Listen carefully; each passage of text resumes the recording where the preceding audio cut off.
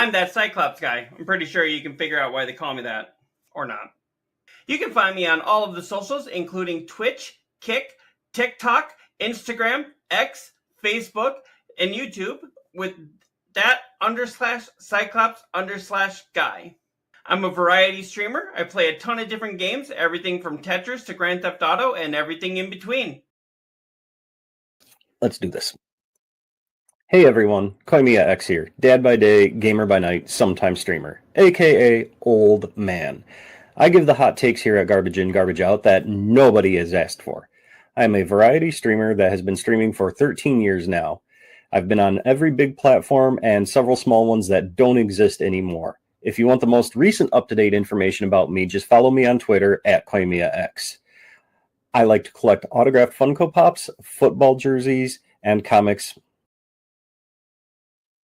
What's up, losers? Neodeath here, and welcome to my graveyard. I'm the third host of Garbage In, Garbage Out.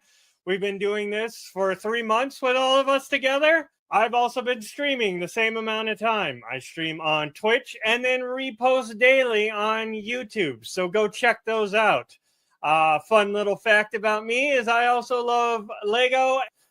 We've been having a blast doing this, communicating with fans, and also talking about gaming and entertainment news from the week. And we would like to welcome you to Garbage In, Garbage Out. Up and looks like he died again. I don't always try to take over. Sorry about that. That's going to be a weekly thing, isn't it? We're also going to have to figure out, for whatever reason, it's not doing my beam again. Why is that? We're having trouble know. streaming to your destination. Is it possible the stream was ended or deleted? Did your URL change? Not that I know of. I mean, my I can see I have on my iPad. It's going to our Garbage In, Garbage Out beam, but yeah, I don't know. So, welcome to the Technical Difficulties Show. As always, where every week you can see if you can figure it out. I don't think I can edit it on the fly without ending the stream, though. It says edit, right? See. But I'm not sure. You can remove I don't get it it from the stream. Yeah, that's the only option that I've seen. Okay. So I just noticed my Sorry about green label is kind of going back. like I said, this isn't the first time that this has happened. Yeah, we'll have to play with it after the show and go live again for a couple seconds, see if we can get your beam working again. Right. Check see if like the authorization code or whatever changed. Maybe that would be my thing. It could be. I don't know why that happened with me when I first started on this platform with my one of my Facebook things, and I was literally just off by like a /. Like one little hiccup and it's completely goes to shit. Yeah, I don't know, but I've got like I said, the Garbage In, Garbage In Out one is working fine. So all right. Well, sorry about that. We will get that fixed. But anyway, other than that, how has your week's been? I was gonna ask the same thing. Mine's been pretty good. I mean, I got a job that I'm not really a big fan of, but I think who really is a big fan of their job unless they are content creators, you know? Unless you're doing what you love, like. I have a job that is against my nature. Is basically what it's like. It pays the bills, right? It keeps you living. Mm-hmm. It keeps me in this apartment. Is about all it does. But yeah, so been working a lot. Been streaming. I finally finished up my first playthrough of Indiana Jones and the Great Circle. I saw that. You were playing something else. I was like, oh, he must have finished Indy. You were playing Life is Strange now, right? I'm about ready to start that. I actually clicked on to start playing that, but I haven't actually started it yet. I switched it over on my Twitch. So right, I it'll- gave you a shout out and it said you were playing it. I'm like, oh, okay, he finished Indiana Jones and must be on to the next thing. But that last level, that you have to do right before you do the big boss final battle. I had so much trouble getting around that, only to find out that where I was trying to, because there's a lot of stealth in that game, only to find out that I could have completely avoided like half of the enemies by seeing where it said RB, because I'm playing it on Xbox, whipping the whip up there, climbing and going around all of them. And I'm like, so I'm basically trying to go after all of these guys. You went full head on. And he went full Leroy. Mm-hmm. He went full Leroy. I did. He wanted to beat up some Nazis, and I completely understand. There's nothing wrong with that. I did a few times. I was like, Leroy Jenkins, shit, and instantly die. And then, of course, using that hat trick where if you grab Indy's hat and put it back on, you like get your life back. But I'm like, only to be murdered right then and there. So it's like, that's not a very good. I mean, they mechanic. forget about you for a second, and then you go and punch somebody, and they're all back on you. Mm-hmm. So yeah, you better make it worthwhile. Did you actually like get all the things? Were you like fully powered up by that time, or no? Mostly powered up. I had missed a few of them. Okay. But I did get a lot of the side things done. I still got more of those to do if I want to get a platinum. I will probably do a full-on playthrough again, because that game's just a lot of fun. It's one of those where, I mean, it gives you a small history lesson, kind of like all Indiana Joneses have done. And just, it gives you, all of a sudden I'm doing Cyclops reviews on here, but this isn't even what I'm doing my review on. But yeah, it was a lot of fun, and I'm going to be starting Life is Strange Double Exposure.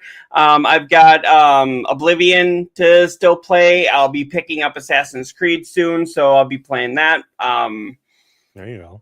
I know I still got to do the midnight walk, and also I would say slot that one up higher because it's a kind of shorter game. Okay, and then especially also if you're not trying to get everything, like if you just want to have fun, play through it, you could probably get that done in like 8 hours.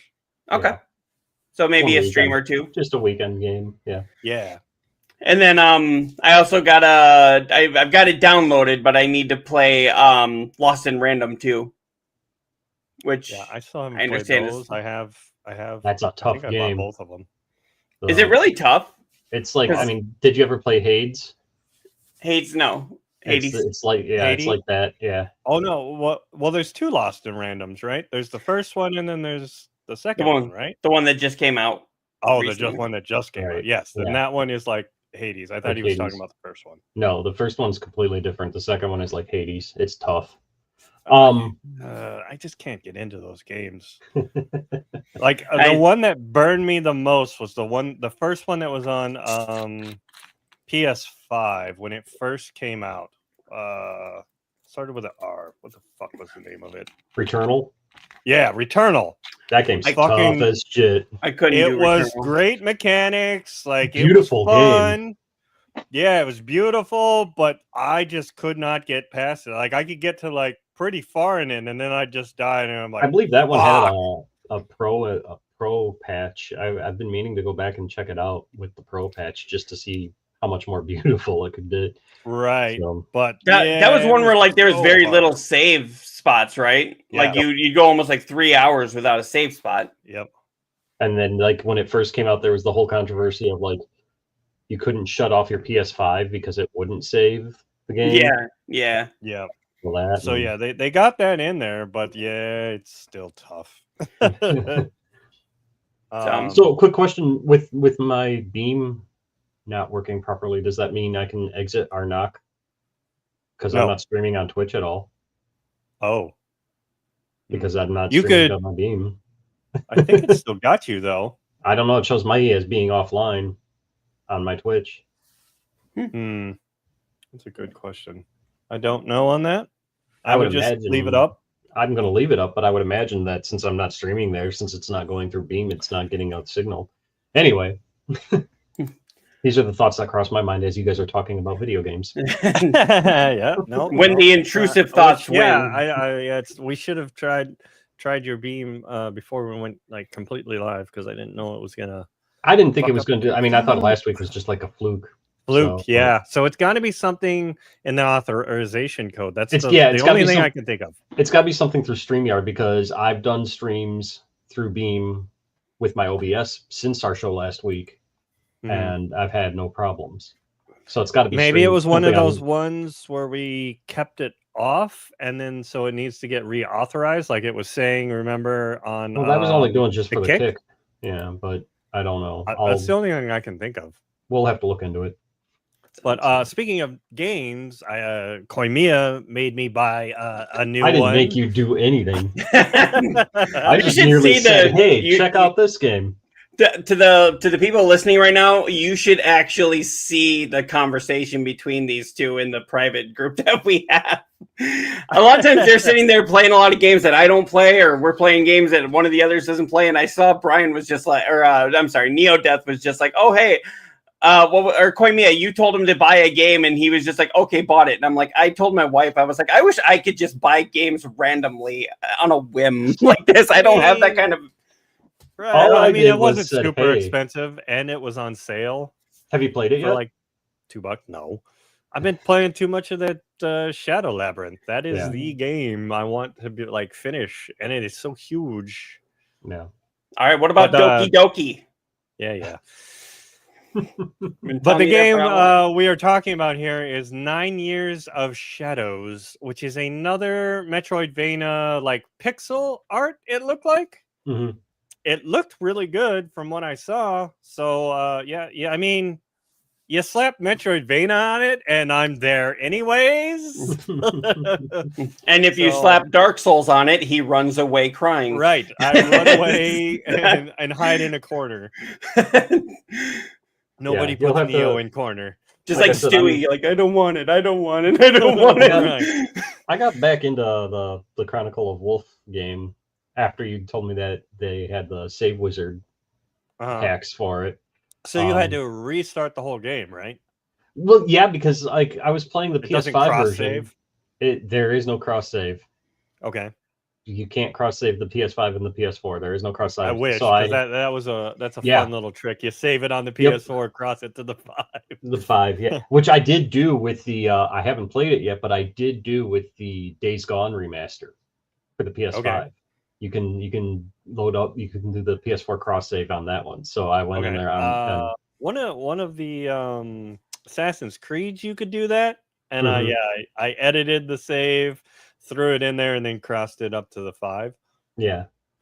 But so I've been playing Chronicles of Wolf on the PS4 like version, with the Uber enhancements and all that at the level that I'm not supposed to have them at. And are you just like one-shotting everything? Everything. I finally have come to a boss that it took 3 hits instead of 1. Oh, 3 hits. Yeah. Oh, wow. And so I have a question on that. So when I like to play with, Game Genie, the save editor that we're talking about here, where you can edit saves in the PlayStation 4 and, give you the same things like Game Genie used to be.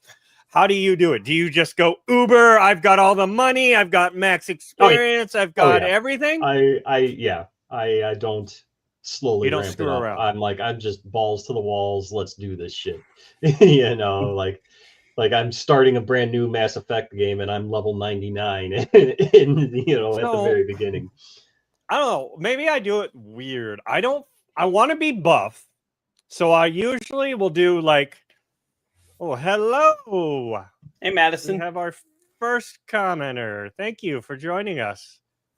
So I like to be Uber. So I'll usually do the gold because then you can usually buy every big thing you need, and I'll either usually they'll have like a quick level up thing so that you get your levels up there faster, but you're not like just bam max level and you can just take everything out. I want a little bit of a challenge, but I want to grind it faster. Oh, it makes me funnier that way because it's like, you start the game at max level and it's like the first trophy you pop is like get level 99 with any character. And it's like people look at your timestamps, But no, and then I had an ad actually pop up in Facebook today for a save editor for computer games. It's called WeMod. Have you heard about that one? I've heard of it. I don't know much about it, but I've heard of it. I was looking into that one today, but I mean, I don't play many computer games, but Right. I mean, computer games, I feel, are usually easier to do than anyways. Usually they'll have trainers or, you can go in and like edit more of the files, right? right.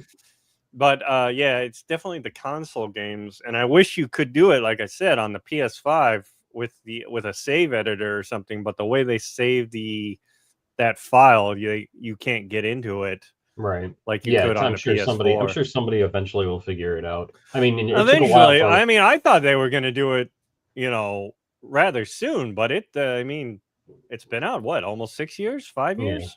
Something like that, yeah. I don't know, maybe. So, I mean, it took a while for the Save Wizard to come out for PS4. But yeah, it's true. But yeah, I do. so I've I been do playing... like running around and just feeling godly, and yeah. Maybe after I beat it normal, I'll go back and do it on the 4. See, for me, it's like I also use it as a time saver because working full time, being a parent, all of that. Mm-hmm. So it's like I want to beat this game. I want to see everybody tells it. Like I'm not using Chronicles of Wolf, for example, but just a generic game A that everybody's like, oh my god, this is the greatest game ever. It's got the greatest story ever. I don't have time to sink 25 hours, 40 hours, whatever into a game, right? Unless it's Diablo. But you're a Diablo fanatic, it seems like. But then so it's like I'll do it just to level up and just blow right through it just to see the story. So I use it as a time saver. It's not so much as like, some people are like, oh, you need to just get good or whatever. It's like, no, I'm just playing the game to save time, How you do need to get play good, the game. If you want to spend $40, $50, just say, on a game, and then, hack it and get all the way through it or play it however you want to play it, it's your money. You to play it how you want to play it, right? Yeah, and I mean, really, as long when as it's not affecting the multiplayer aspects of games, as long as it doesn't affect multiplayer or that kind of stuff, then which I know Save Wizard is very good at about like saying no, we won't do online cheats and things like that because people have asked them for shit for like Call of Duty and things like that, and they're like, no, we won't do that. Right, and they shouldn't. That's right. Anything that gives you really an unfair advantage that isn't something you earn. There's a couple games they've done where like I'm kind of like, okay, that's a gray area because like they'll do games where like, for example, Elden Ring, where you can have your character go into other people's games to like help them and stuff like that.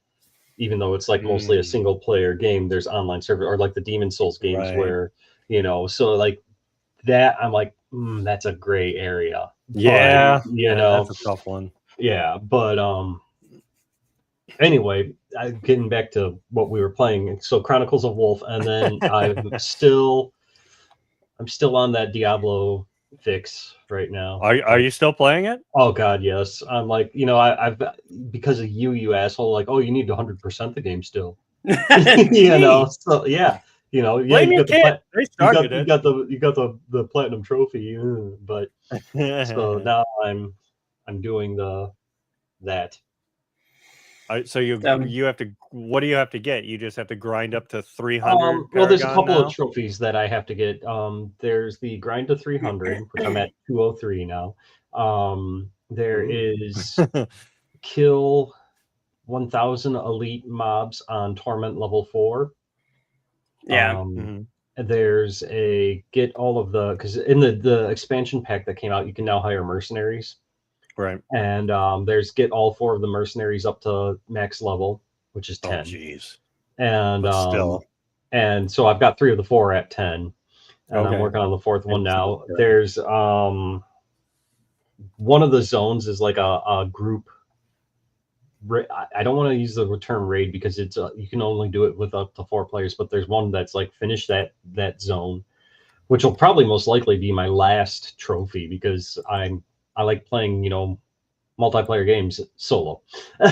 So that one will probably be my last trophy. That makes no sense. I played a multiplayer game solo. Yeah. Or Sometimes you just don't want to group up with people, though. Yeah, true, I get it. People are there's- a-holes. there's a you're familiar since you've played Diablo 4, you know what the Hell Tides are. Yep. Okay, so there's collect 10,000 of those embers Okay. in the Hell Tides, only in the new zone.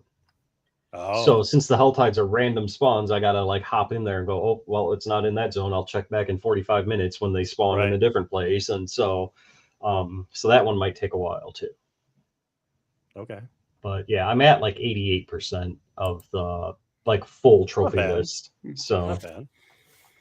But yeah, for this week, yeah, I was kind of MIA like this last weekend. I know we did the podcast, and I still haven't even edited the podcast from last week. I was World of Warcraft was ending that mount You said collector's bounty mount. mount thing. So the drop rates were increased for the entire month. It was the end of the month. I finally got on Friday the mount I wanted, and I showed the video here last week. So after that, I was like, oh, let me go for the next one I wanted. So then I set it up so that I have a second account. So I used that account and my wife's account to summon all my tunes to this next one and zerg the hell out of that one till I got the mount there. And I'm like, hey, this is working out pretty well. Let me go try it at a couple other places. So, oh Jesus. So I went from like, 6 with the one I wanted all the way to 12 by the time it ended on Tuesday. So I got most of the mounts I wanted, or at least the two I really wanted, Invincible and Memron's Head. Like those are I've wanted them for 15 years. Got them, feels so great.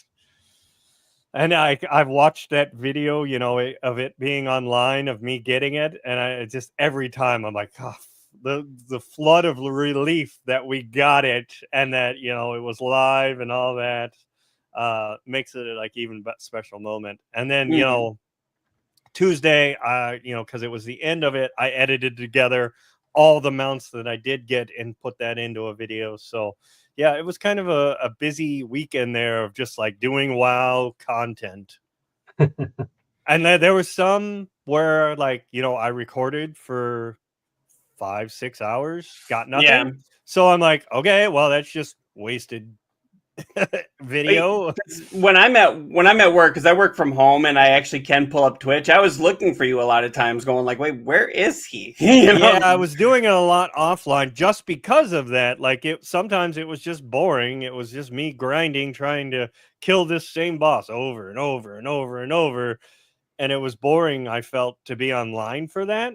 Mm-hmm. I mean, I got the one I wanted online, so like that was the pinnacle right there. Like I'm not going to beat that. Yeah. And it was nice to have people there to share it with, and all the things. So yeah, it'd be nice if the three of us could get together for some sort of game, like either WoW or something like that. But it's like, with Koimiya working overnights, he's got a family, and I know you're like working super early in the morning. So then when you get off to stream, I'm still working because I work until like early evening, and I'm just like, there's no way to really get together here. Frag Punk. I was trying to figure out like if there was a game that we Frag Punk. Frag Punk.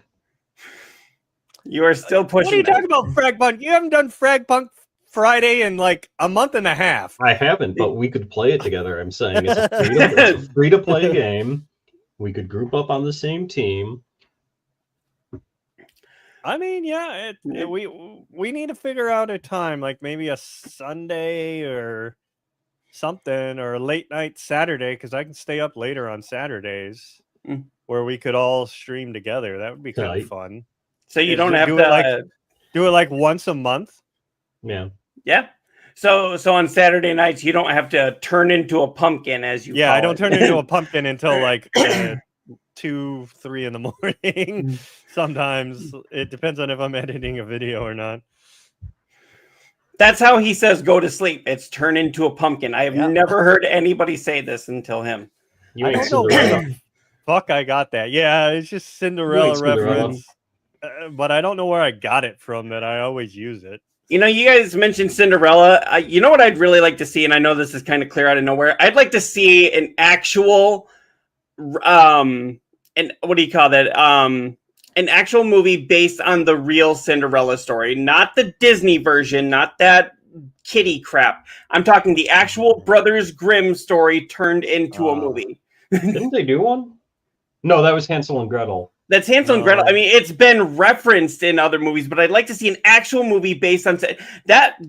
For anybody watching, if you've ever read the original Cinderella by the Brothers Grimm, it is probably one of the most fucked up stories you could ever. I don't even think I know that version. Have you read the original non-Disneyfied Little Mermaid? Yeah, I mean, all of those ones are totally fucked up. They're not the princess. Everybody is happily ever after at the end movies that Disney took them to. Disney very much watered them down, G-rated them, pretty much. You know, child friendly. Those stories are not child friendly. No, not one bit. I mean, there was wasn't there a TV show Grimm that kind of touched on him a little too? Well, that's why I say it's been referenced, and you know, there's been like little stories here and there, but I'm talking a full blown movie based on the original. What was what was the Disney one where they all the characters were together and they had Rumpelstiltskin? Oh, Once Upon a Time, or Once Upon a Wish. Once. Well, the TV show was just called Once. Okay. I know what you're talking about. The first couple seasons of that was actually really fucking good. Yes, it was. So it's kind of like The Walking Dead, the first season. Right, and then it just kind of then it got just too much. But yeah, no, that first 2 or 3 seasons of that, I was even hooked on that one. Yeah, I was hooked on that one too. It was really good. That's like Heroes or The Walking Dead. It's like the first season was great, and then it's like, dude, after that, you know. No, The Walking Dead I love. The Walking Dead got the second season was boring up until the end. I thought it was just kind of like a soap opera with zombies up until like the last couple of episodes, and then it got good. And then I'd say after that it got really good. And then I actually had to stop watching it after Negan came in. I saw his first season, and then I started working when it was on. And that was actually the perfect time to stop, because right after Negan came in, they did a bunch of continuity changes from the comic to this, and then it just went off the fucking rails after that. It was like they did the Negan part right, but then after that they're like completely butchered it, and that's literally I stopped watching. I'm like, I'm not watching this anymore. You've done fucked the story. Yep. They fucked the story when they killed Carl. I was like, what? No. Well, yeah, he was the one that lost his eye, but in the comic, it was Rick that lost his eye. Rick also lost his hand too. I mean, right. So I mean, I could do with a little bit like that, but as soon as you got rid of Carl, which was what the whole focal point of Rick's thing was, that and the baby, and the baby's not even supposed to be alive, but. Yeah, like that was his whole point of going through this. That's why he got so brutal. I remember explaining to people when I worked at Borders, like how the baby actually died in the comic books, and then I got in trouble by my boss for explaining graphic things. I'm like, it's how the story actually is. It's not it's not like what you saw in the show. The baby died in a very horrific way, and it wasn't even eaten. Right, and then it gave you further on more of more reason to hate the governor. Yeah. Anybody that I'm not spoiling. Well, I'm spoiling. If you want to read the comments, very much. If the way that the baby dies and the way that Judith dies in the books is the governor walks up with a shotgun, if I remember right, a sawed-off shotgun, while Rick's wife, I can't remember her name, but while she's holding the baby, I think, Lori, I think she's actually breastfeeding Judith. And he walks up, puts the gun to her spine, literally blows her spine out, which cuts her in half, and her top half comes off and smothers the baby, literally slams down on the ground, killing both of them instantly and then sending Rick into a depression, yet revenge, Right. like a revenge thing. And that became one of the most horrifying moments of the book, which became one of the most intense stories of the book. And they completely got rid of that. And I can kind of see why, because is there any way that the FCC would have allowed that? I So, mean, you could have just had it, you know, the gun just kills them both. And you It show could've it been, off like, screen. off camera, yeah. Yeah, Yeah. you just hear bam, and then I mean, isn't that the way they hear 'em basically fall. had Carol kill what's her nuts? Just look at the flowers. Yeah. but And like it was. But So- the other one you brought up there, Heroes, I loved that show when it first came out. I thought that was fantastic. who didn't Oh. love Heroes when that first came out? But Zachary Quinto as the villain, Yeah. it's like he was perfect. But really, But yeah, I think they went it went a total of what, 3 seasons, 4 seasons? it went like The 3 The first seasons. 2 were really good. Then I think they had that writer's strike, and Yep. when they came back, it wasn't as good as what it was before. They were introducing characters and going nowhere with them. They were having Right. dialogue issues, and it was just like, dude, what is this? This has become Yeah. boring and stupid. And why do I care if honestly- this person died? He's only been in 2 scenes. Yeah, I don't even think I finished watching it when it was Then first they- airing. They tried to I do a came back revival of into it. Yeah, they tried to do a revival of it, but I don't know. There's a couple of it's done. great shows on Sci-Fi Channel that I wish they never ended. Or I mean, Sci-Fi Channel doesn't even exist anymore in and of itself. But fucking Warehouse 13 was a great I show. heard that one's good. I haven't watched it. One that Being Human was great. my wife really liked was Eureka. That was a good one. Yep. And then I really loved Defiance, and I loved the MMO that the Defiance game that was based off the TV show. And I love the fact that they were doing shit in the TV show, and then like 2 weeks later it would get patched into the game, and it would like affect the game world and stuff like that. Yeah. That's kind of cool. Yeah. Then that was Defiance really ended on a great cliffhanger, and then they're like, "Oh, we got canceled." Kind of like My Name Is Earl. If you Kind of remember like that one. freaking. There was a great one on BBC America called Copper that had two great seasons, and then another one that it was like, oh, we're ending it. We got canceled, and that was a really good one. If you ever get a chance to watch Being Human, that was on the Sci-Fi Channel. That one is the American version. I thought was great, and it was one of those where it was actually based off of a British show of the same name. And the British show I thought was great for the first 3 seasons, and then it kind of became a whole different show after that. And it just didn't hold my attention. But the American version, you could very much tell where they were pulling from in the British version, but the American one had way more action to it, and I thought it had more of an in-depth story. But it's fantastic, and I know you're gonna put that on there. But yeah, fantastic show. So definitely check that out if you get a chance to. If you haven't already. Oh, really? But I know I don't know if I've watched that one, but I know from like Heroes, I always say, Mr. Isaac. I take that from there when you first seeing the one Chinese dude, Hero. Like that's what he says when he's looking for him. I take that and I say it all the time. Hero, the guy that plays here, the Chinese guy, he was actually had a cameo, I want to say, in the 3rd Austin Powers movie. Do you remember when the car goes underneath the float in China and then it takes off and he's like, it's Godzilla. And then he comes up, he's like, actually, it's not Godzilla. The international copyright won't let us say. He's like, still, we should run like it's Godzilla. He's like, no, it's not. And then they run off. That's actually Hero that does that. It's been a while since I've seen that one. But that's him. That's actually telling him like it. But due to international copyright, it is not Godzilla. It's like that's where he's Being Human. No, I've not watched that one, but I know about it. Yeah, the vampire, the werewolf, and the ghost that are all roommates. Yeah. Angel just popped in. Hi, Angel. Angel. I'm glad you're How's it here. going? I got a quick question for you about the Beam logo. Can we use it on t-shirts that we make for ourselves. Like, for example, I have this one on, and you can see my logo and everything. And on this sleeve here, this is a former platform I streamed on.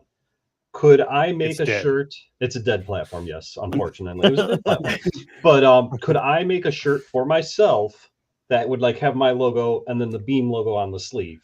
And also, Angel, are you sure you want Koimiya on your platform? He tends to kill the smaller platform.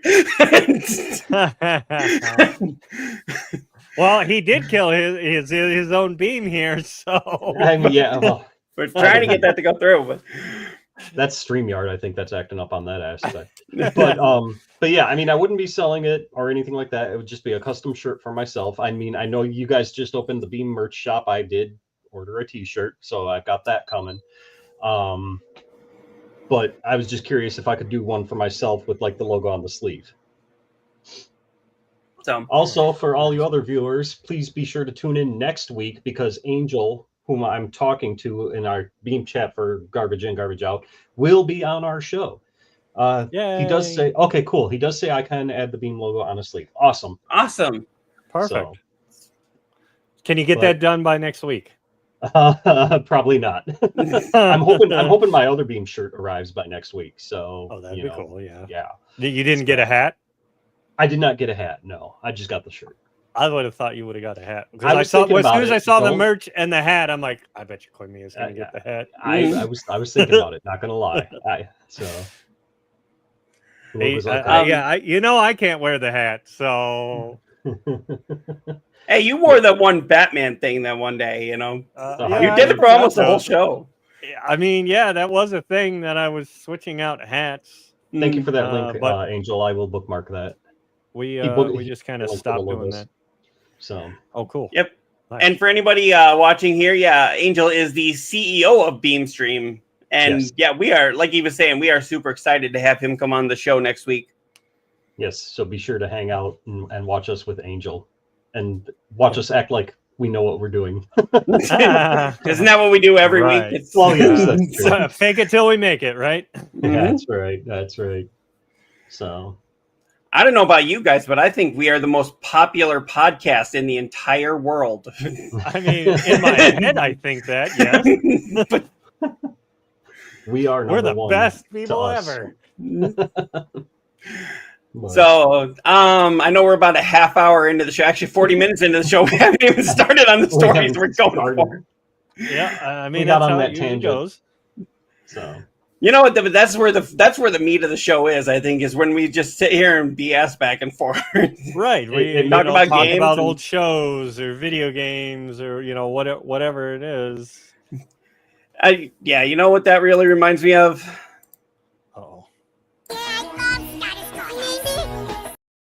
We're like the member berries just sitting here. Remember this, remember that. But yeah, we do have to start the actual meat of the show off with why is that happening? That's a good question. I brought it on screen and then you stopped. There we go. All right, the original. You're not sharing it. Why is this happening? We know what we're doing. I somewhat promised about 50%. There. All the time. Yeah, we 50% know what we're doing, 90%. The original Iron Maiden singer Paul Mario Day has died at 69. So another rock icon. I know he's not quite as well known as Ozzy was, but this is still like rock history. This is really sad. Unfortunately, I didn't even know Iron Maiden had another singer. I thought it was always Bruce Dickinson. Yeah, he was Michael? Yeah, he was Mike Paul Mario Day. He was the original singer, but I don't know if they actually had like gotten famous at that point, or at least not to the was he the extent. First demos and that kind of stuff? Kind of like how Chester Bennington was the lead singer of Grey Days before he became part of Linkin Park. So you could say the original singer of Grey Days was Chester. What was Linkin Park originally called though? Because Hybrid Theory. They were Hybrid Theory. That's right. Well, no, originally they were called Xerox. Were they? Okay. Yeah. I And didn't then know they went that. to I Hybrid always Theory. knew Hybrid Theory because Yeah. that's the name. That's what they named their first CD because that's what they were going to call themselves. But then Right. they had to change it for whatever reason. Yeah, they changed names a few times, but I know Xerox. I know Xerox was like their first one, and it was like XEROX or something like that. And yeah, and that was the original name. That was when Mike Shinoda and Joe Hahn were the two original members. And then I can't remember why, but they had to change it, and they were going to call themselves Hybrid Theory. And then they had to change that for some reason, and they landed on Linkin Park after Chester started. You guys So- remember Crazy Town? Yeah. Come, my lady, come, my lady. I I mean, only that's know the their one only song. singer. Butterfly? Yeah, Yeah, didn't- that's didn't the the only singer song die? that they made a hit with. But yeah, though that one singer, he just went nuts And after then, a while. didn't he die? I Yeah, thought he I just think so. died. I think it was Couple years last ago. year. But Yeah, I don't know Yeah, why he- that just he- popped into my head. But you know, the But funniest thing yeah. is like that CD, aside from Butterfly, was actually a really good CD. yeah, Butterfly was they were like the pretty good. worst. But yeah, they only put out the one that was a radio hit, and then they kind of went. Wasn't Sharon Osbourne actually the one that discovered them, or she was their manager?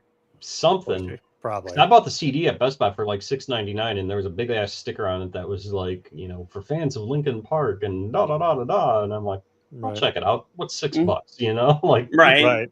I mean, Best Buy did a lot of those where if you got them first day, usually they would be pretty cheap. And I checked out a lot of bands that way. If it was $6, what the fuck am I losing? the best way I could check the bands was the comps at Hot Topic. They had like Don't lie, you were listening to MySpace.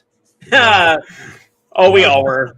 We all were. I was a Hot Topic compilation junkie, like Hopelessly Devoted to You, the punk records from Hopeless Records. The Cleopatra label had their goth compilations. I found so many different bands through all those great comps, and now shit, Hot Topic's shit, but but yeah, how did we get on this subject? We were talking about the original death of Iron Maiden. That's right. Yeah, you were talking about this. Then I brought up Crazy Town, and it all went to shit. Sorry. Yeah, that tends to be that's how we're doing it today. But yeah, I'm not sure. I haven't had a whole chance to read this whole thing. But yeah, it says we are deeply saddened to learn of the passing of the great Moore vocalist Paul Mario Day. Moore wrote on Facebook statement, which you can see below. Paul was a huge fan of NWOBHM. I think that's new wave British hard metal or something. I'm not sure. We'll We'll go with that. From I don't his know how you fucking came up with that, but yeah. Well, right up here, I mean, it says new wave of British heavy metal bands. Okay. So that's why I'm just going with it. Yes, he was a part. Iron Maiden. Of course, he was a Fanatic performance on on the Warhead album. Warhead album. Yeah, so that would have been Iron Maiden's Warhead album. Again, that could have been before they got mainstream success. Yeah, I'm the same as Neodeath. I didn't even realize they had. I always thought it was Bruce Dickinson. Yeah, I thought it was Bruce as well. Yeah, current Moore lead singer. Yeah, so so it says on Google, Warhead refers to the 1981 debut album of the band Moore, which features him. So Moore must have been the first iteration of Iron Maiden. I'm guessing. Well, that's why, like I said, like Chester was the first iteration of Grey Days. Well, my album Warhead are associated due to Day's connection. The album itself was released by Moore, not Iron Maiden. Okay. Yeah, so it's got to be a band before Iron Maiden formed. So they were called Moore before they were called Iron Maiden. Yeah. And then when they switched singers, they probably switched over to... I just cannot get comfortable today. it's you need lumbar support because we're old. do. I really do. It's like my back is bothering me today, and Welcome to Alright, getting old, where You Dude, know, I'm older than sleeping you. wrong just fucks your whole day. I'm older than you. What do you mean, welcome to getting old? I'm going to be the same age in like a week. Still, I'm older. I still feel like it's weird that I'm the baby here and Respect I'm your 41. elders. Don't make me shake my fist. Um, what else? Yeah. But yep, for Mario, we'll do this. You Yeah, know, grab my controller. Shit. controllers up. I was not ready for that. Right, neither was I. Sorry. Mine's disappearing into the void. There we go. Yep, but yep, controllers up for you. Well, you know, he didn't have too much to do with Iron Maiden's main success. It probably wouldn't be the band that it was today if it wasn't for him starting it. So, But that's the only death we have to report today, isn't it? yeah. Yeah, we I'm like- got all those out the week before where it was like a killing spree. Let's Oh see my if next God. week, next like week the- we can go 1 week without having to report a death. Yeah, It's like the Grim Reaper was on like crack last yeah. week. Sorry about that. Had to I get tried his- to stop him, but he Had to just get his went nuts. quota or some shit. Yeah, I blame Neo Death for this. What did you give him? You told me you were inviting him to your graveyard for some sort of party, and next thing we know, there's like deaths here, there. You know, we had a little meth. We did a little. We had some women, and you know, he just went off and did his own thing. Stop him from doing that next time. All right. But yeah, so you know, I know Koimiya, you have talked about how you were not a fan of Beetlejuice, and we have talked about legacy sequels here pretty countlessly. But apparently, there's one coming out here that is just waiting on Steven Spielberg to approve the script. Lead Zach Galligan. Galligan has actually said, and I guess Phoebe Cates will be in this too, that they're just waiting on Spielberg to approve Gremlins 3. In its Why prime. does he have to have the approval? Does it He's his the- story? Well, yeah, he was Or is the he the producer? Or? he's the executive producer. He was the one that actually Okay. found the story of the of Gremlins originally when it was like super dark and was going for an R rating. He was the one that saw the potential and brought it to Hollywood, and then had him rewrite the script to make it what it is now, Okay. which has become the classic. And then he executively produced that. It was a different director, and then it was he also pushed for a sequel, and they've been pushing for a third one, but it's never got off the ground. Well, wasn't the first one was Christopher Columbus, the guy that did the No, Harry it's Potter, Don. his first Perry Potters, wasn't it? No, it was hang on, let me pull this up. It was Dante something. Let me see here. Here's my main question: Yes. Is Howie There we go. Mandel on board? I mean, I'm sure he would do it. Like that's why a lot of these legacy things you got to do them before like some of these people are pass. It was Joe Dante. Joe Dante. Okay. Yeah. He was the director of the first one. Who directed the second one? Was it Joe Dante again? Yeah, it was Joe Yes, Dante it says did it both right of them. I thought the guy from Harry Potter had something to do with them too. Not that I know of. Yeah, I'm not sure about that, but I just know that he directed the thinking of a first different two. movie. Yeah, that's the thing though. Is like, why are we releasing these sequels like decades after I decades after mean, the original? And it's I like, yeah, it's actually- gonna hit.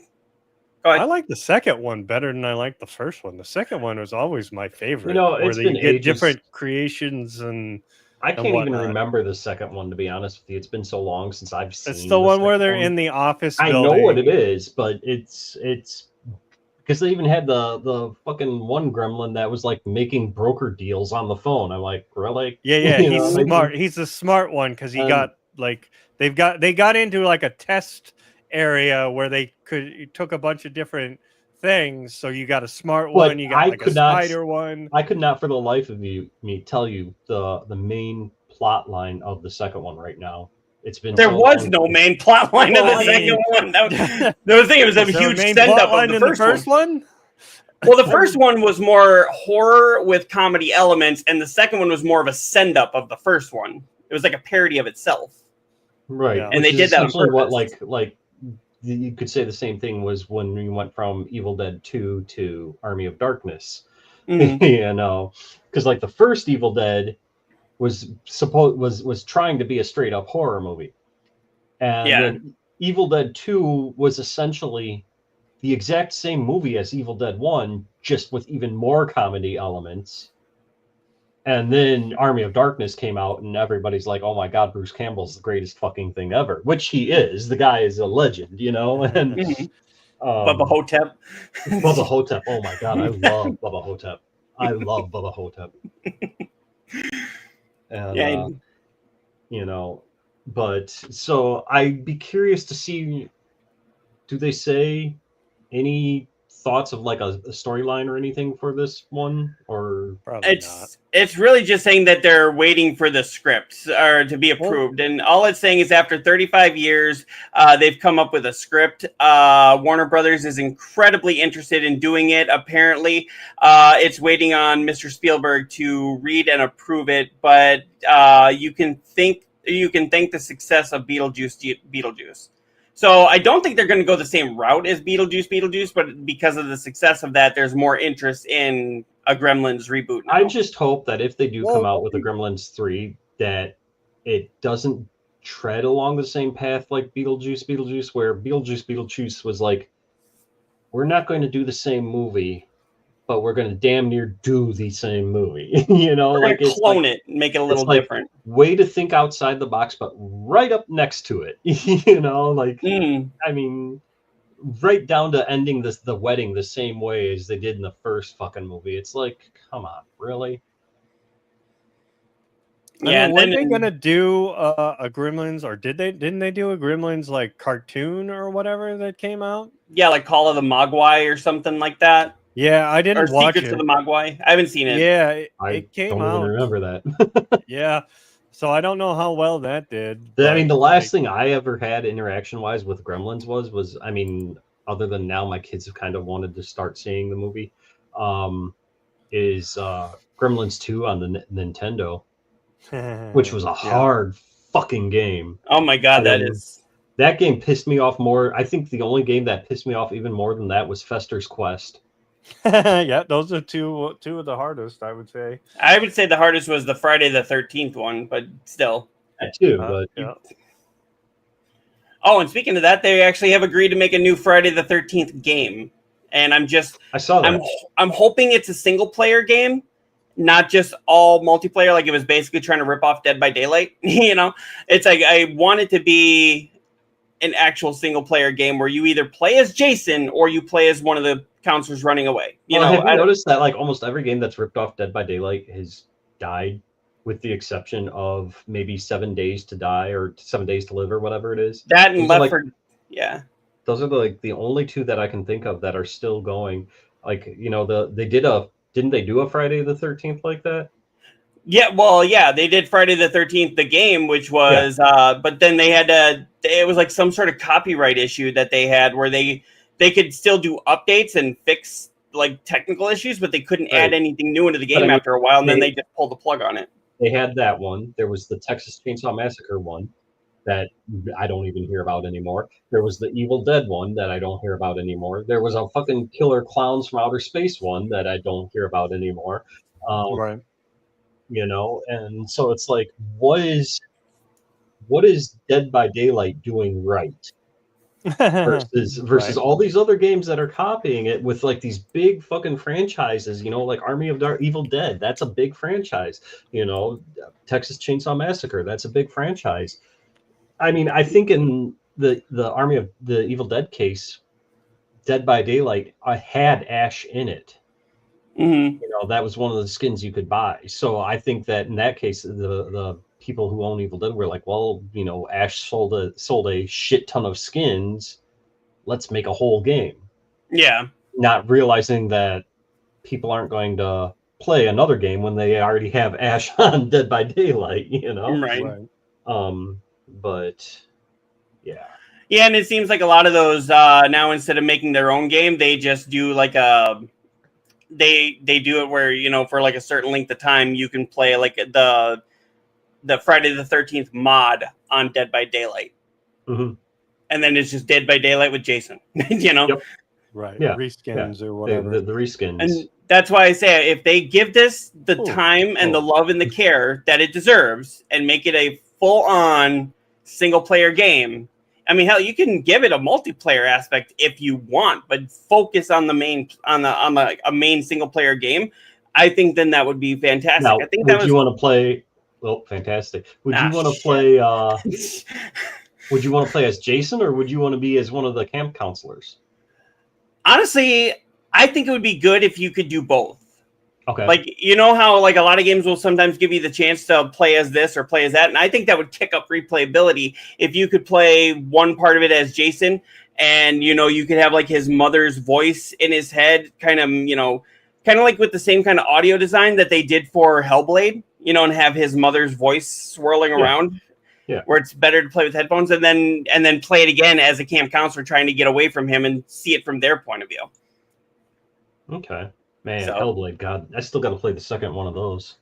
So I just had Angel. He popped into my stream and then left my stream. So he's playing the same games as the other people. I just had to bring that up. I was about to say hello and he left. But he didn't even leave a sticker for you. No, he just like bye. And apparently you're not liked as much as Coy. I know. Not in my stream. He's in the garbage in, garbage out stream. Oh, well, Because my stream is not getting Not any working. stream. My beam, again, my beam's not working, but It's not beaming. Beam yeah. is not beaming. it's not Beam's fault either, though. I still No, blame it is not. I'm blaming I think- StreamYard for this one. Yeah, we'll We'll have to go in re-put in your stream code and try it again afterwards. See if it Right. goes.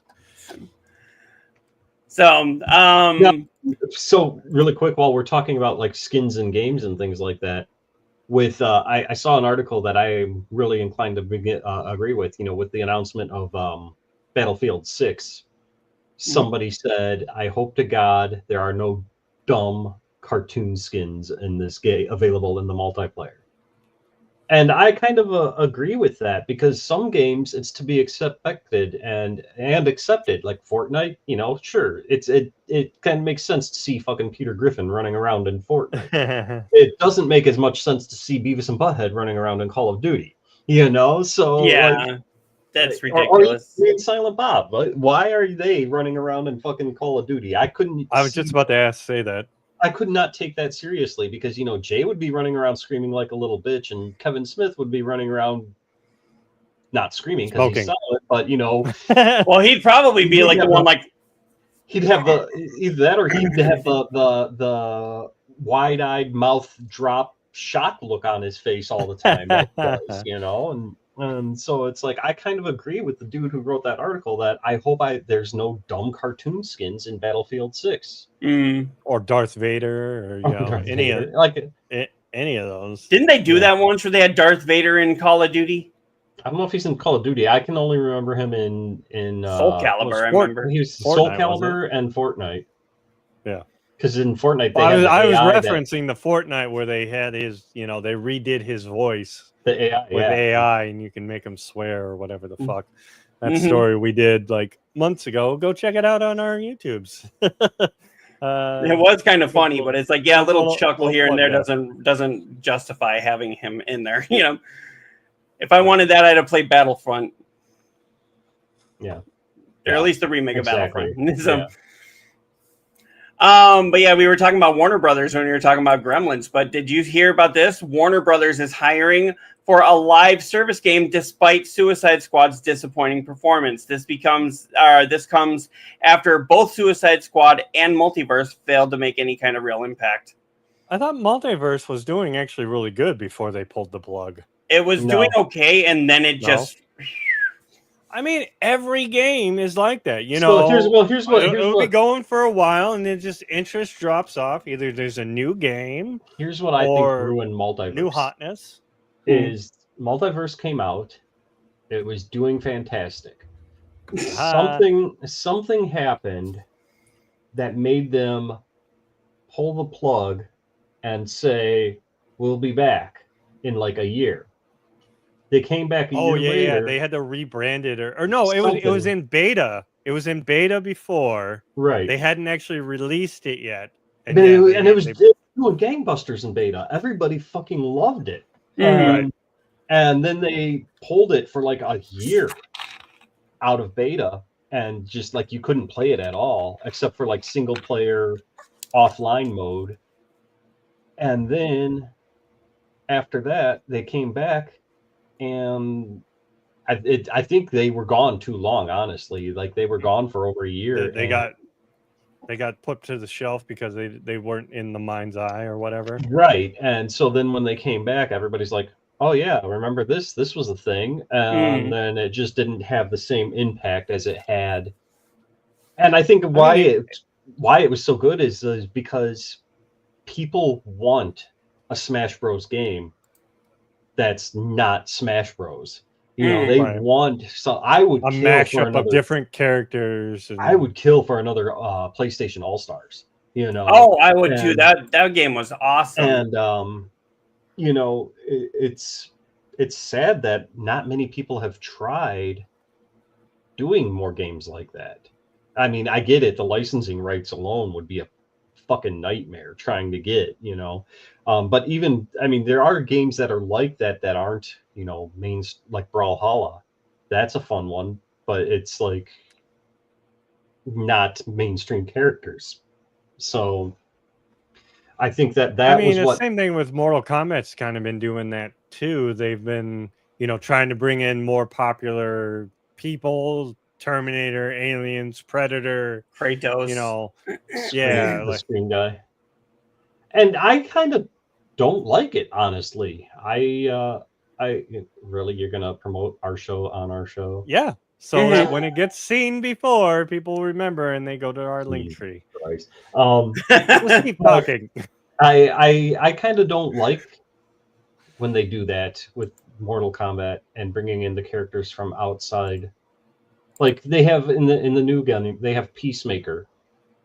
It's like, what is Peacemaker going? I mean, it makes sense though because of the fact that they're pulling characters that, you know, Mortal Kombat happens in the outer realm. They open portals from all these other realms. So yeah, they can use that as an excuse. Oh, we pulled Peacemaker from this realm, blah, blah, blah, blah, blah, you know? But at the same time, it's like, yeah, why? I mean, people want to play, you know, RoboCop, RoboCop versus Terminator. Who hasn't wanted to put those two together? Yeah. Like, but I mean, at the same time, why not pull people from other games? Like, could you and again, licensing rights and probably practicality. I mean, could you imagine Ryu from Street Fighter in Mortal Kombat?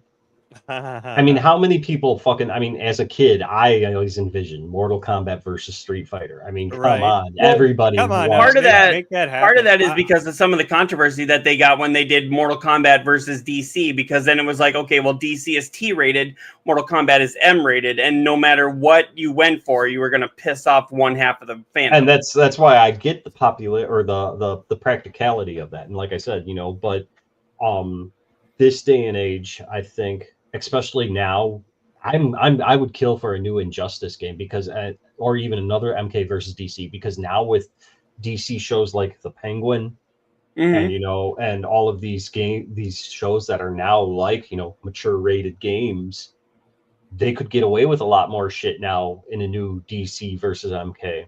Right. You know, I was ecstatic when they put Lobo in the game because I'm like, Lobo's gonna fuck some shit up, and then of course they watered it down because we have to keep it teen, you know. But right. So and despite what was our original track we were on there? Just talking about how live service games. Live service. Thank you. Well, and here's my question is like, there's such a huge, you know. The last two games that they did that were live service were not very well received. You know, you had Suicide Squad, which was a massive bomb. They can go, oh, it was a disappointing performance. No, it fucking bombed. And then there was, I haven't. I'd like to actually play it for the story, but a lot of times you can't play, like you can't hear what the actual end of the story is unless you go into the multiplayer, which I don't even know if it was around anymore. They have changed. No, when they took the live service down for that one, they implemented it so that you can continue playing it and do the actual story and everything. Okay, and so I believe it was even free with Plus I believe it was a free plus game at one point. So Yeah, I think so too. I actually enjoyed it. I mean, I haven't finished it yet, but what I played of it, it was pretty fun. Nice Yeah, I little mean, time live waster. service games as a whole, even like, Diablo is having a hard time keeping up with the live service thing. Like, I just don't think people can sink that much time and effort. And then, the Well- season thing. So once you've done a season, like, do you want to go grind up again? That's Right. just it. You know what, in my opinion, killed live service games? The Battle Pass.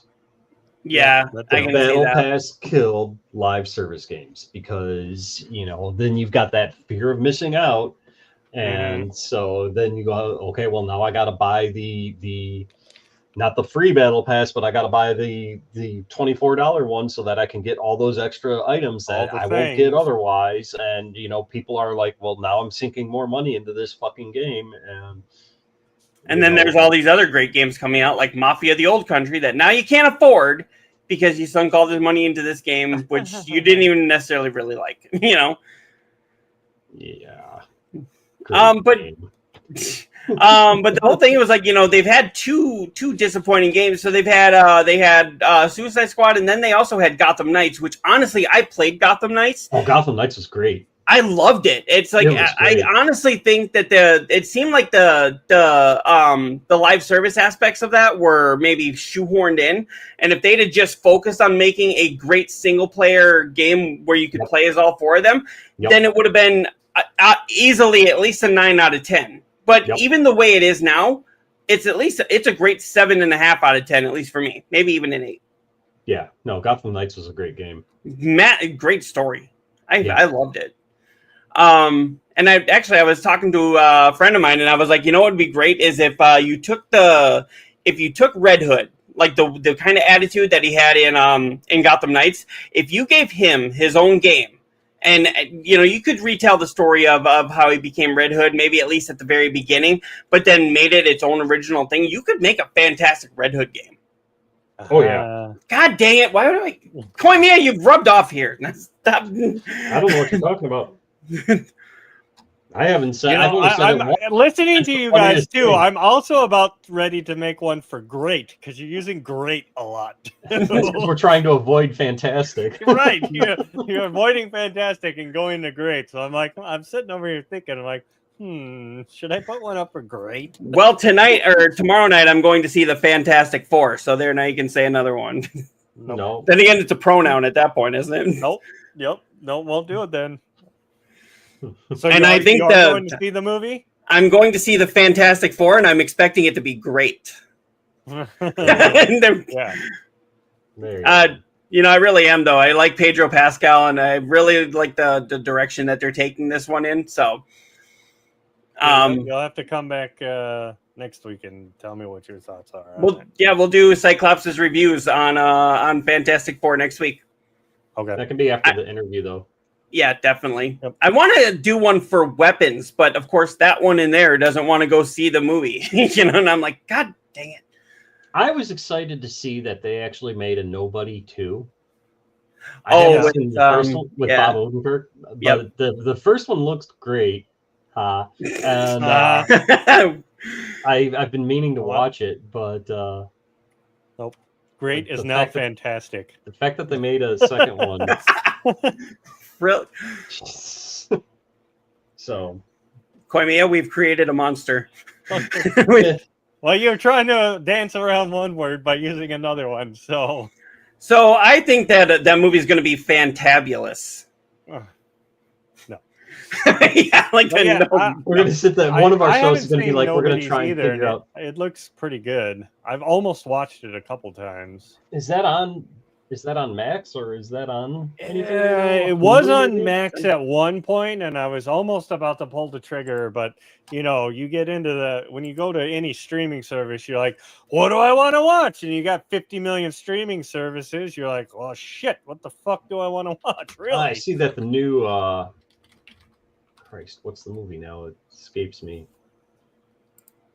They had a whole bunch of them, and the newest one just got added to Max. So Nobody is available on Amazon Prime, Apple TV, Fandango at Home, and Google Play. Okay, I don't have any of those. Final Destination Bloodlines. That one just got added to Max. Oh, Yeah, I gotta catch up on those movies. that might be fun to watch. Yeah. Well, like I said, we're gonna try and watch Death of a Unicorn tonight. I've heard bad things, but then again, it looks like one of those that's supposed to be like one of those stupid funny. Death of a Unicorn? Yeah. I mean, it's Jenna Ortega and Paul Rudd. It's supposed to be stupid funny, you know? Yeah. Right. And the trailer, that's what I got from the trailer, so... But, like these people that go into these movies and they're like, oh, well, you know, this was this and this was this. It's like, dude, you realize it's supposed to be idiocracy. It's supposed to be stupid. It's supposed to be funny. Like a lot of people were saying, what is that? The Naked Gun. They were like, oh, this movie's stupid. It's like, it's a comedy, good things about that new one. Aren't comedies supposed to be stupid? Well, yeah, I mean, the Naked Guns were always like making fun of, like, you know, the parodies of that genre. So yeah, and you know, the fact that it got popular by doing that. But I mean, a lot of those parodies did, like Hot Shots, like, you know, the scary movies, all those parody ones. Back when parody movies were good, right? And I mean, now think about it, like they've been done to death, and it's just like, oh, the minute there's a genre that takes off, we got to parody it, and it's like, okay, well, parody it and make it good. No, there was one parody. I never saw the movie. I saw it at Walmart on a DVD, and what caught my eye was it was like some sort of Avengers. Caught your parody. what? Caught my eye. Both of them. That's where it went. But it was some sort of like Avengers parody movie, and it had Shawn Michaels, you know, WWE Shawn Michaels, as the Hulk. What the fuck? Yeah, and I'll try and find it on Google because I'll show you the cover of this movie and why it caught my eye. Are you sure it wasn't like a porn movie, or it wasn't a porn movie? Which section in the movie store were you in? This is Walmart we're talking about, so there is no porn. You're just not going into the right Walmart then.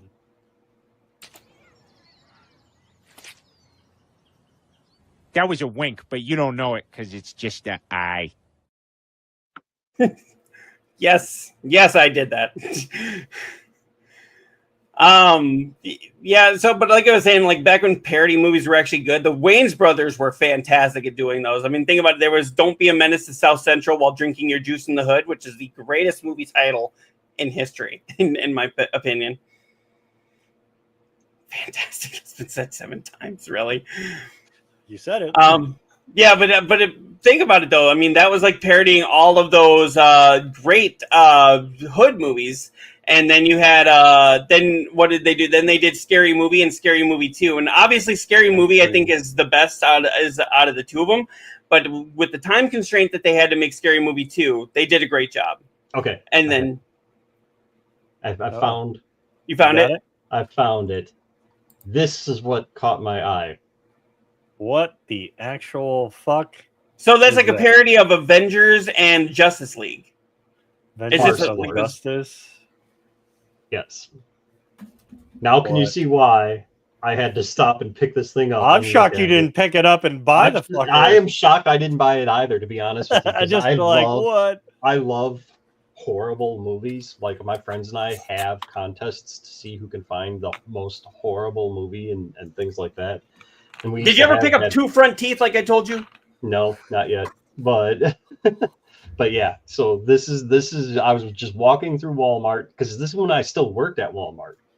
And I was walking through the movie section and I just like saw that out of the corner of my eye and it literally stopped me dead in my tracks and I was just like, what the fuck is this? But yeah. What? Yep. Yeah. So your homework, viewers out there, is to watch this movie and let us know how it is because none of us want to watch it. But yeah, I definitely don't want to watch that. I would want my time and money back. I mean, how much was it? Was it one of those like $6.99s again? I think it was $7.99 or something like that. So you're not investing a shit ton. So right. I wonder if that's streaming anywhere. Probably not. Let's I think that only lives at Walmart. I'm gonna Google. that. I in mean, the now that meantime. you know the name, you can look it up.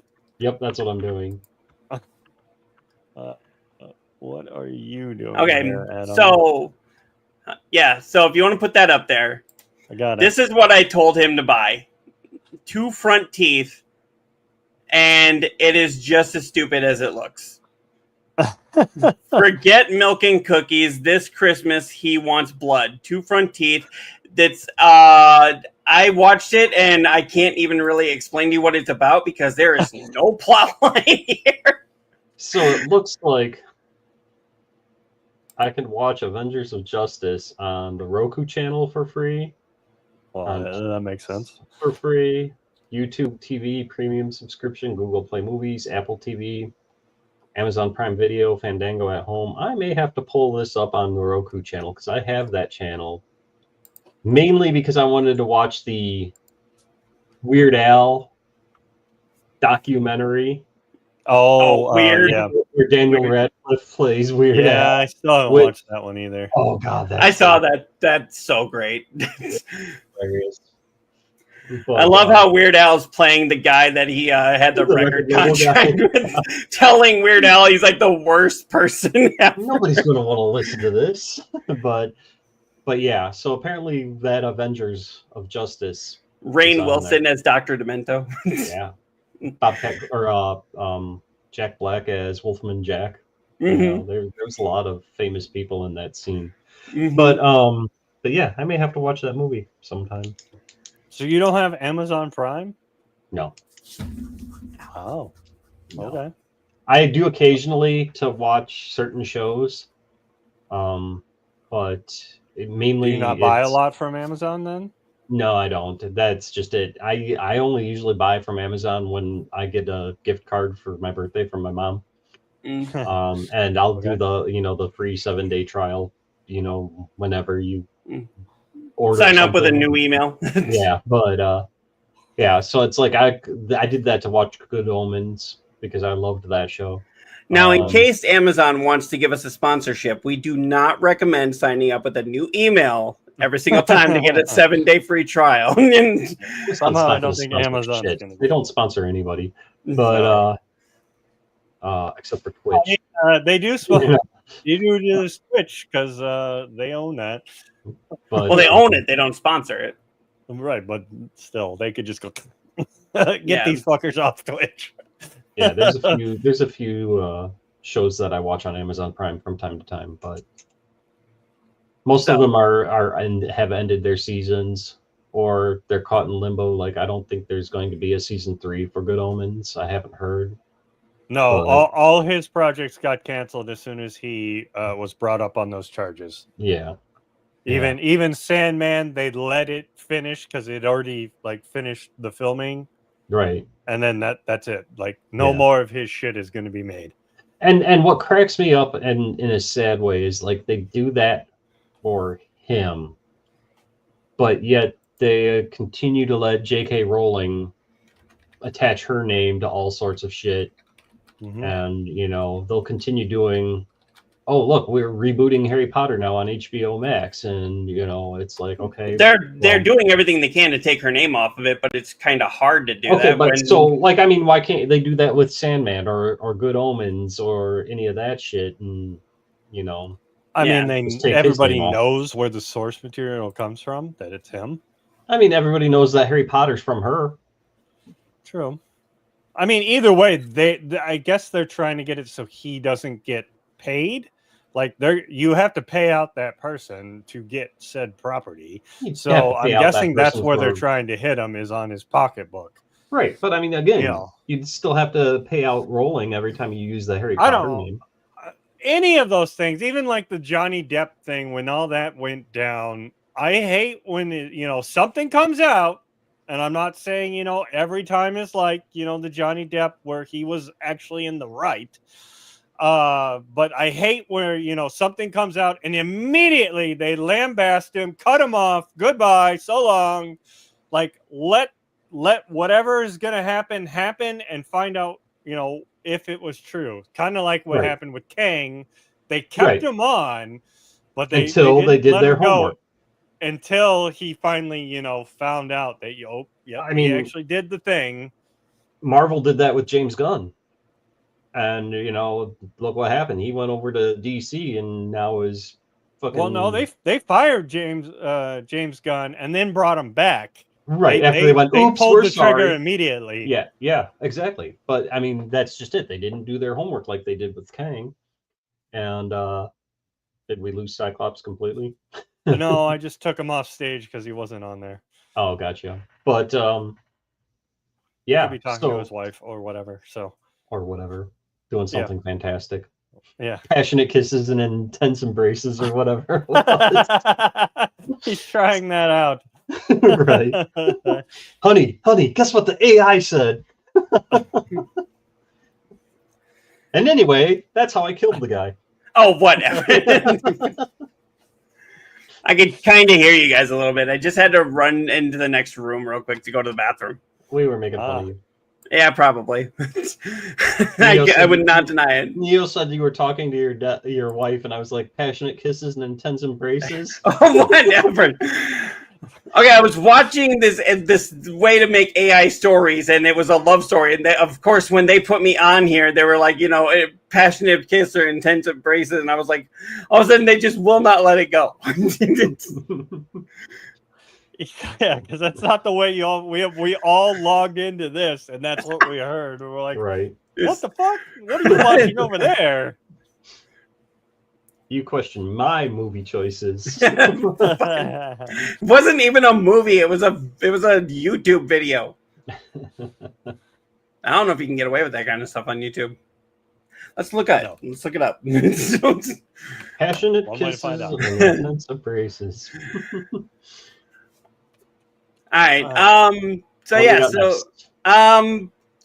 So I know you said you didn't have anything for Koimia's comments, and Neodeath, you didn't have anything for streaming, but not really.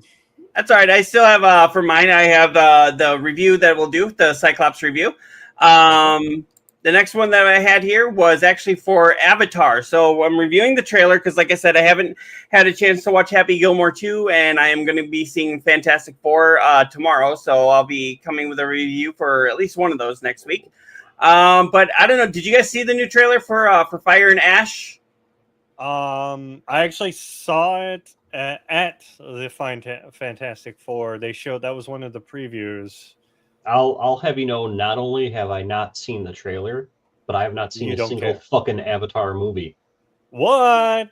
How can you not have seen that? They're like the most successful movies of all time. I have not seen a single. I liked it better when it was called Fern Gully.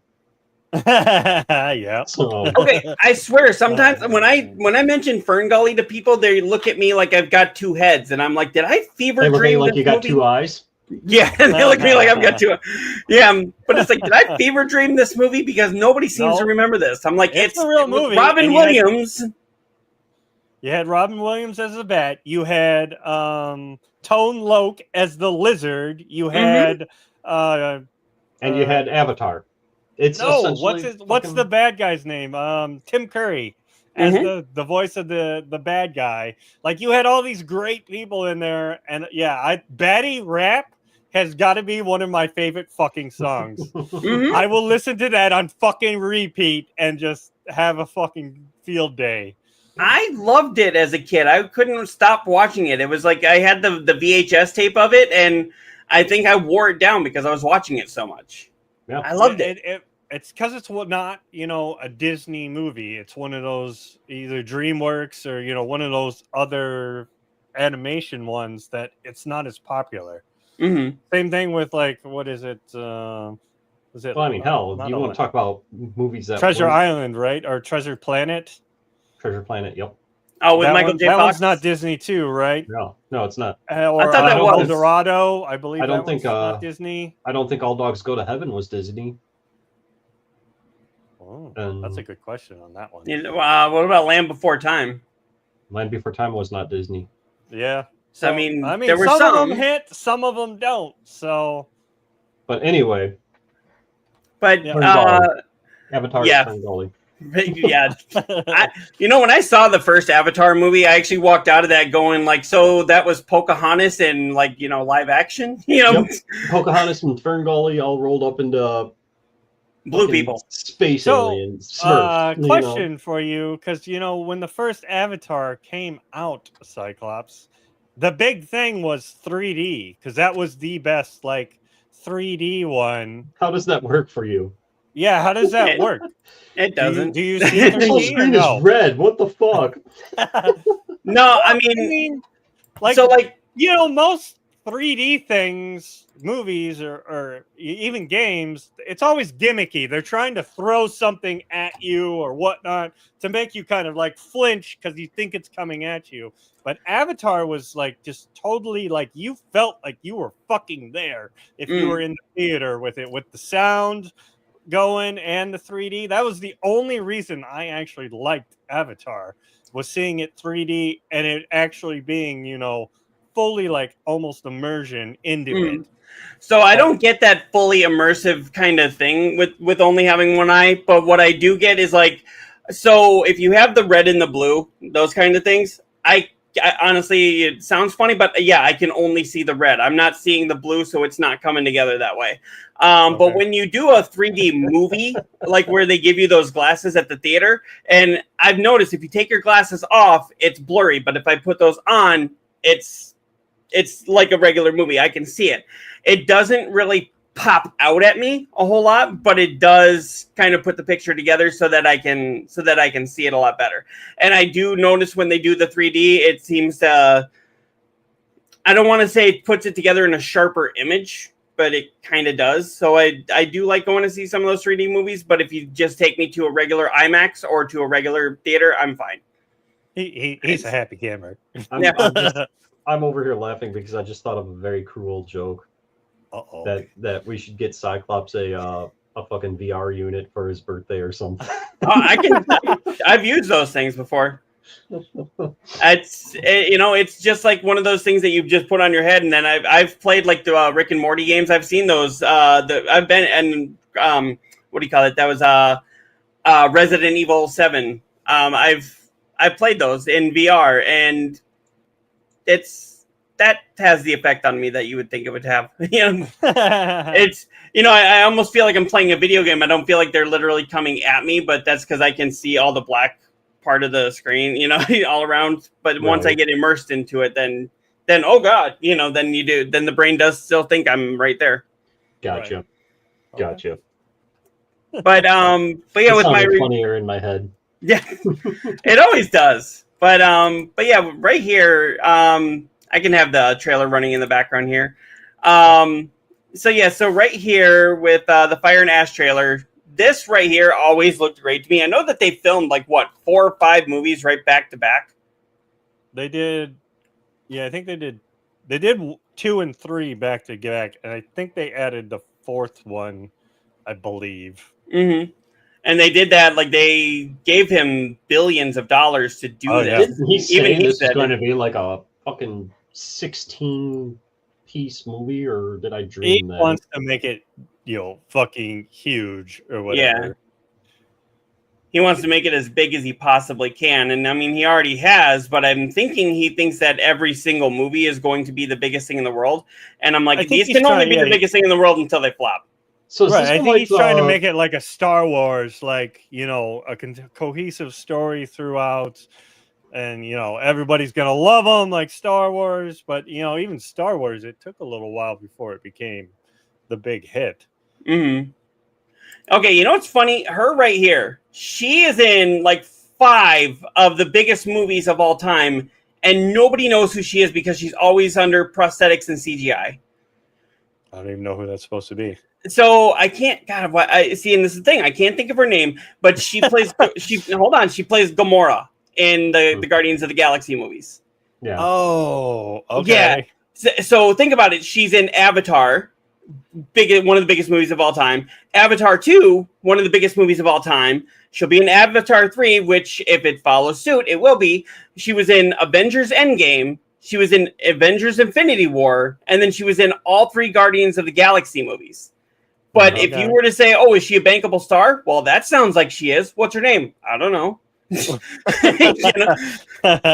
Zoe something, I think. Zoe, yeah. Yeah. Zelinda or something like that.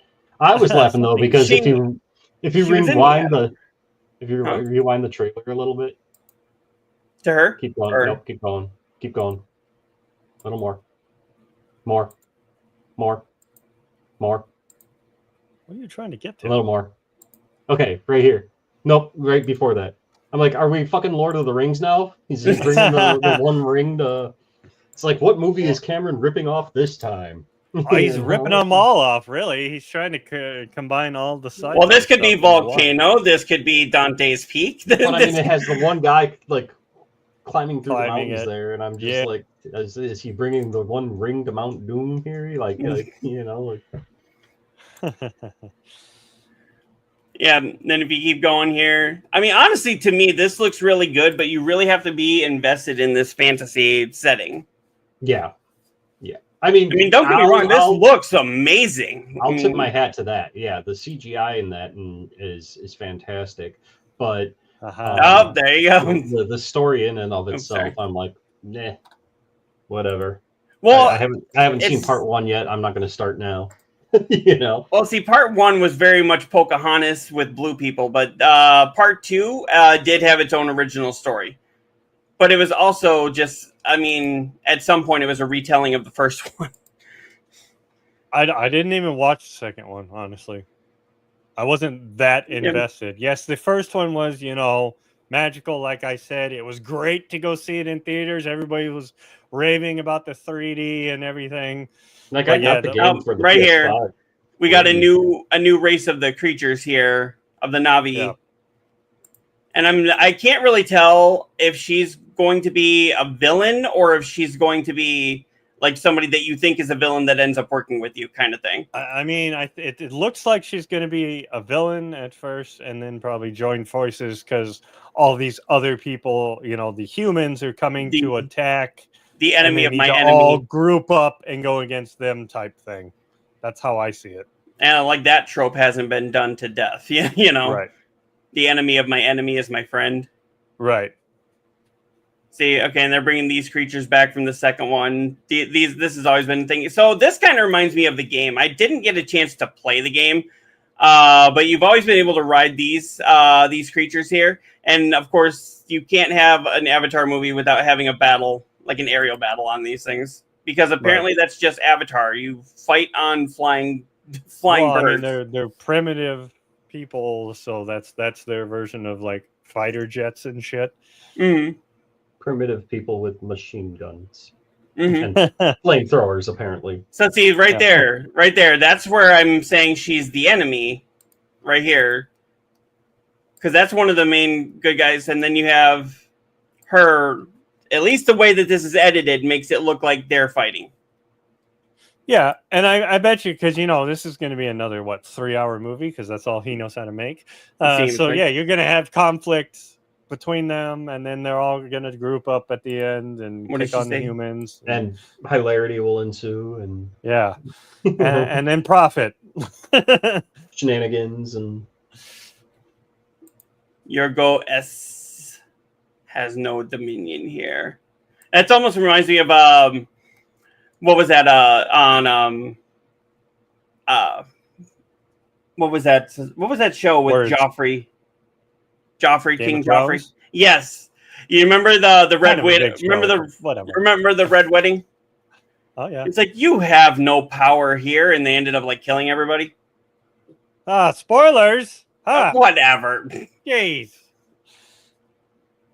I mean, that was another one of those shows, though, that we were talking about, where it was really good until it hit like the final season and then just fell the fuck apart. Well, I mean, to be fair, they didn't have any material to work with, because he had given them Martin. He had gave them like a Cliff Notes fucking, this is how it's going to end. But I think they took those Cliff Notes and they advanced on it, instead of bringing it back to him and going, hey, does this kind of fit where you were going? And him having that final approval and going, nah, it should go like this, not like that, type of thing. They just went, done. That's No, it. I'm still holding him responsible because the fact of the matter is we're never going to see the end of those books. No, he's never going to And- get it out before he dies.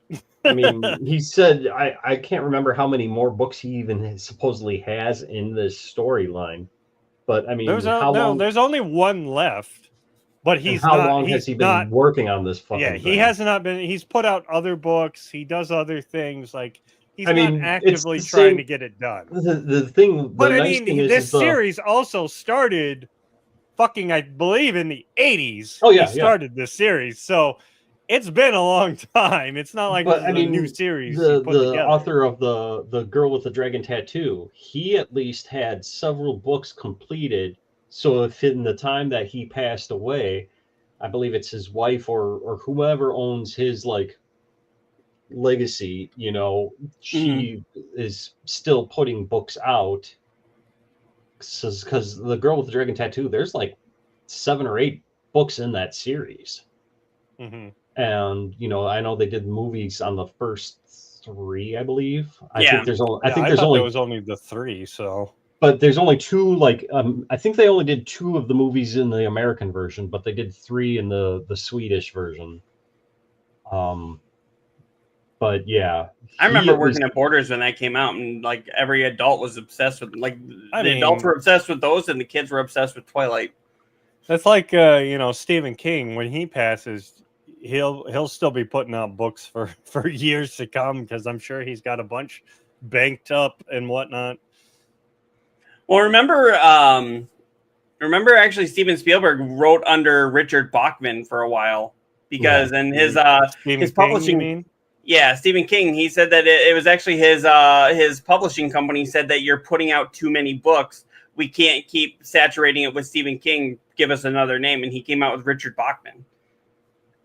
Yeah. So there's 7. But okay, there's 7 Girl with books. They're part of the Millennium series. There's the girl with the dragon tattoo, the girl who played with fire, the girl who kicked the hornet's nest, the girl in the spider's web, the girl who takes an eye for an eye. Your favorite book, Cyclops. The girl who lived twice, and then the girl in the eagle's talons. Oh man, I didn't even know there were those other ones. Yeah, I knew there was 4 of them. I didn't know there was that many though. But before we get off on too much of a tangent here, let me just give my rating for that trailer. I mean, it looks great. It and like Koimiya said, the effects have always looked fantastic. I'm going to use that. I know it's getting old now. 10. 10 times. As a fan, I will not say I'm a super fan of Avatar, because I'm not. I don't even know a lot of the characters' names, but I do like the story that they tell. And I will say that I am looking forward to that one. So I'll say 2.5 eyes. Okay. Which, as everyone knows, the way that we do it is 1 eye is the best, and then as we go up, it gets worse. So the more eyes you put on it, the worse it gets. So I'll say 2.5 eyes out of 5. Okay. So excited, but I think there's better things coming out. But I'm still looking forward to it. So when it does release, I think it releases in November, I believe. Is that one that you would go out and see, within the first couple of days, weeks of releasing, like Fantastic Four or Superman? Or is that one you would wait for either it to be like a matinee one or just wait till home video? I'm not going to wait till home video, because that's one of those you really got to see in the theater to experience it. I'm not necessarily rushing out first day, but I might see it like the following week or maybe even opening weekend as a matinee. Okay. But that's how I see most of my movies, as matinees, because movies are expensive, man. Yes, they are. It's like $50 just to go to the fucking theater, and that's without all the popcorn and shit. Mm-hmm.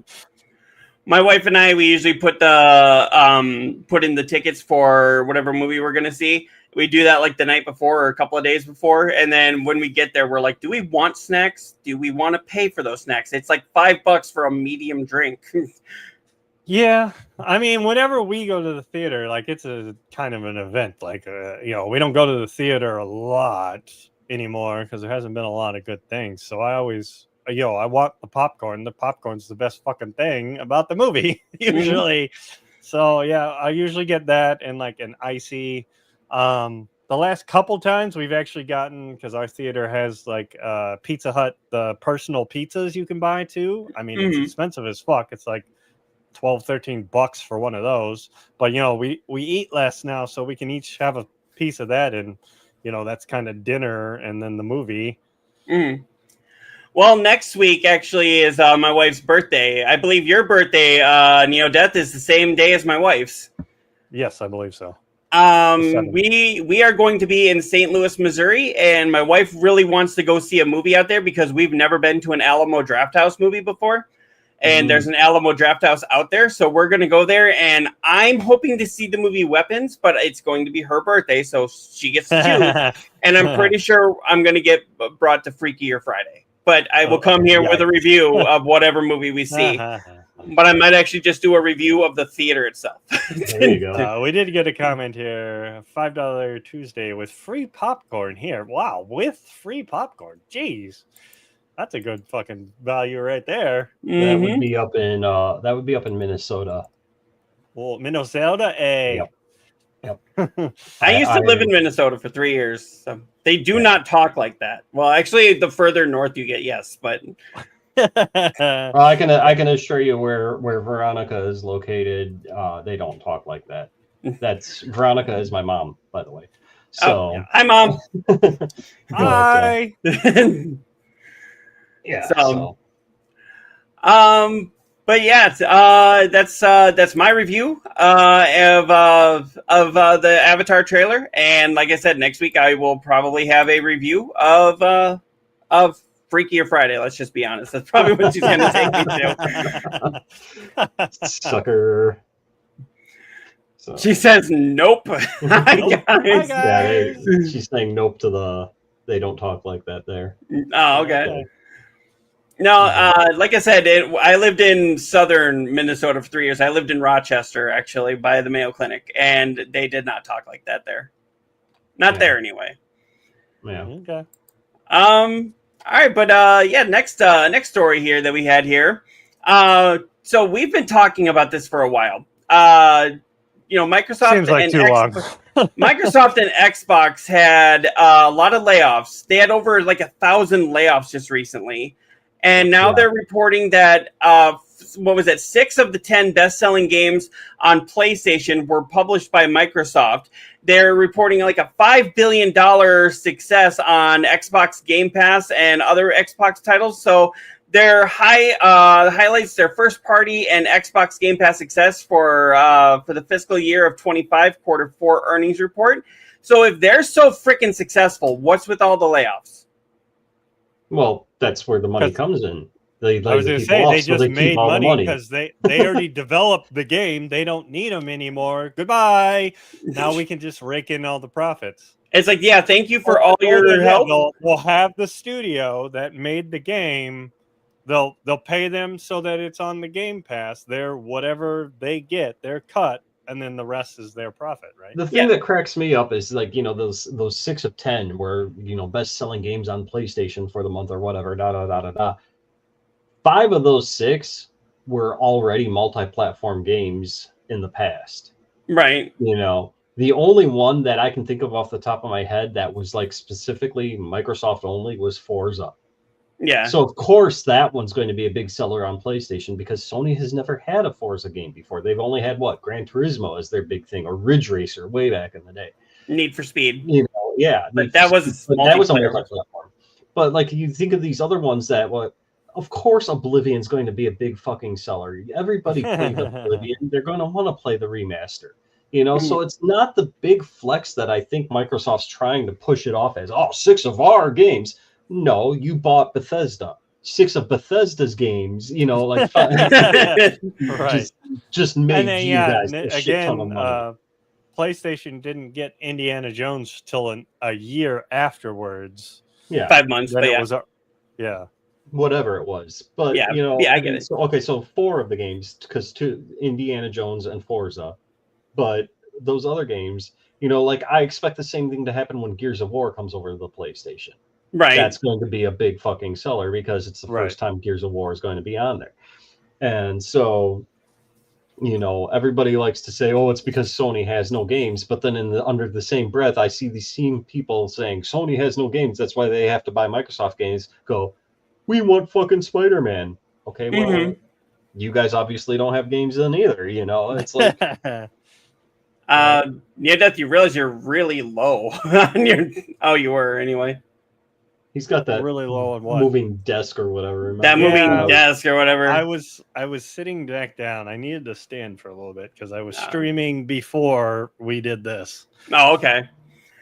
But I mean, look at this, like 500 million monthly active users across platforms and devices. We are now the top publisher on both, like we were just talking about.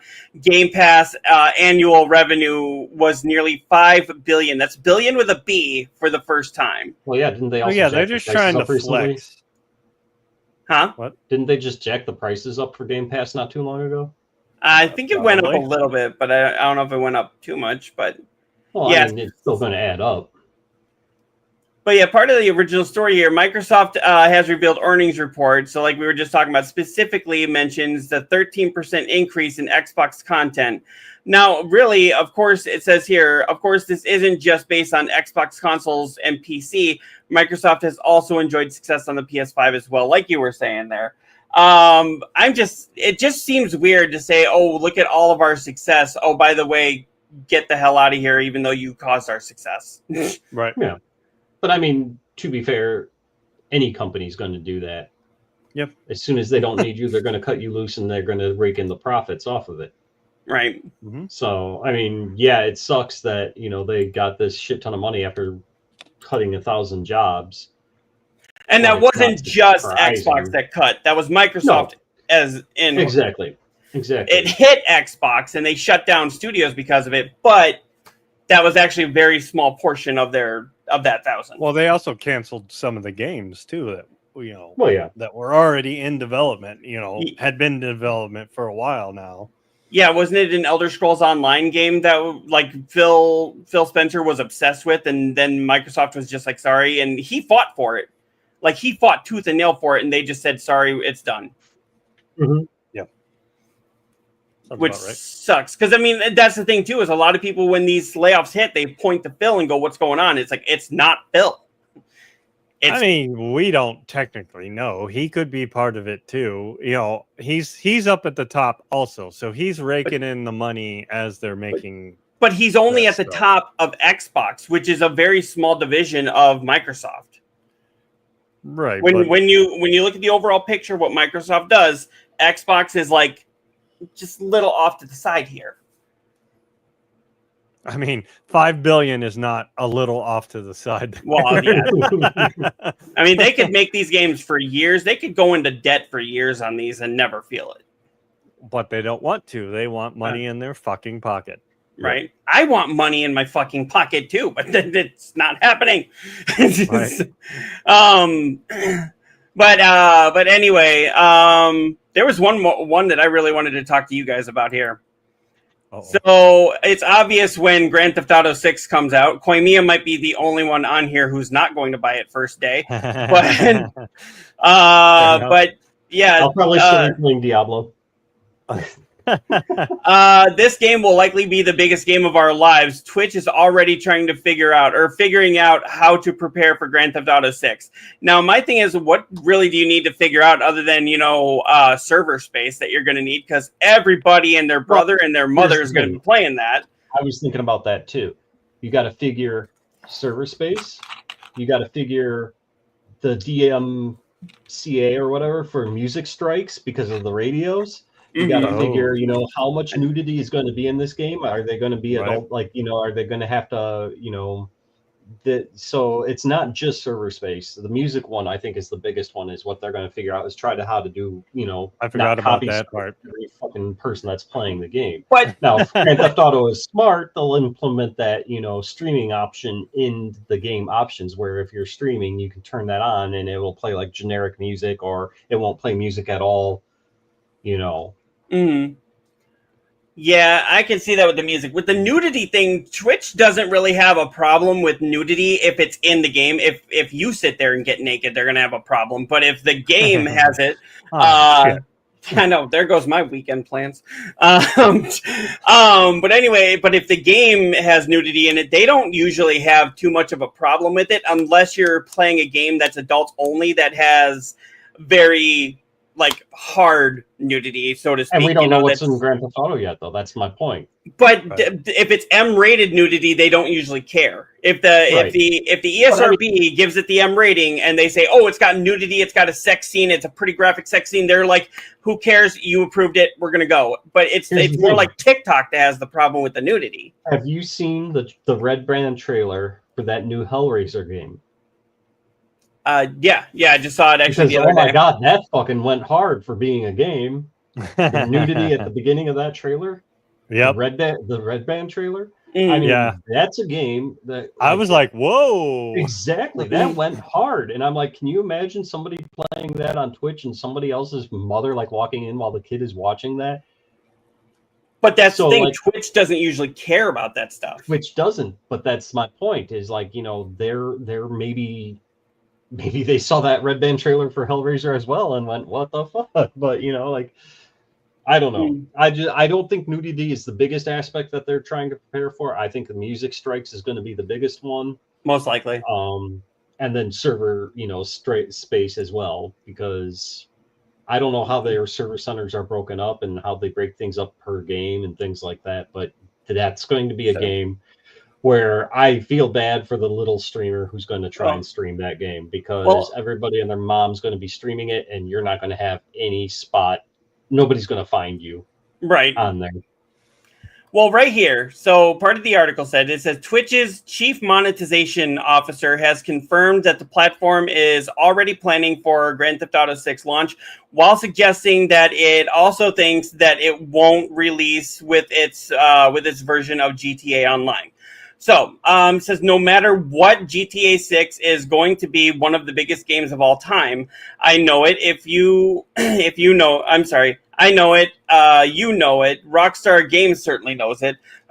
Pretty much everyone in the world knows it. It's already been reported that developers and publishers are living in fear for the next GTA's release date, with some even confirming they're moving release dates to avoid the Vice City tidal Which wave. I still think is one of the dumbest fucking things ever, because there's going to be people out there like me who aren't going to be getting the game on day one, and now I might miss out on a game I'm looking forward to because they're scared to go up against this piece of shit.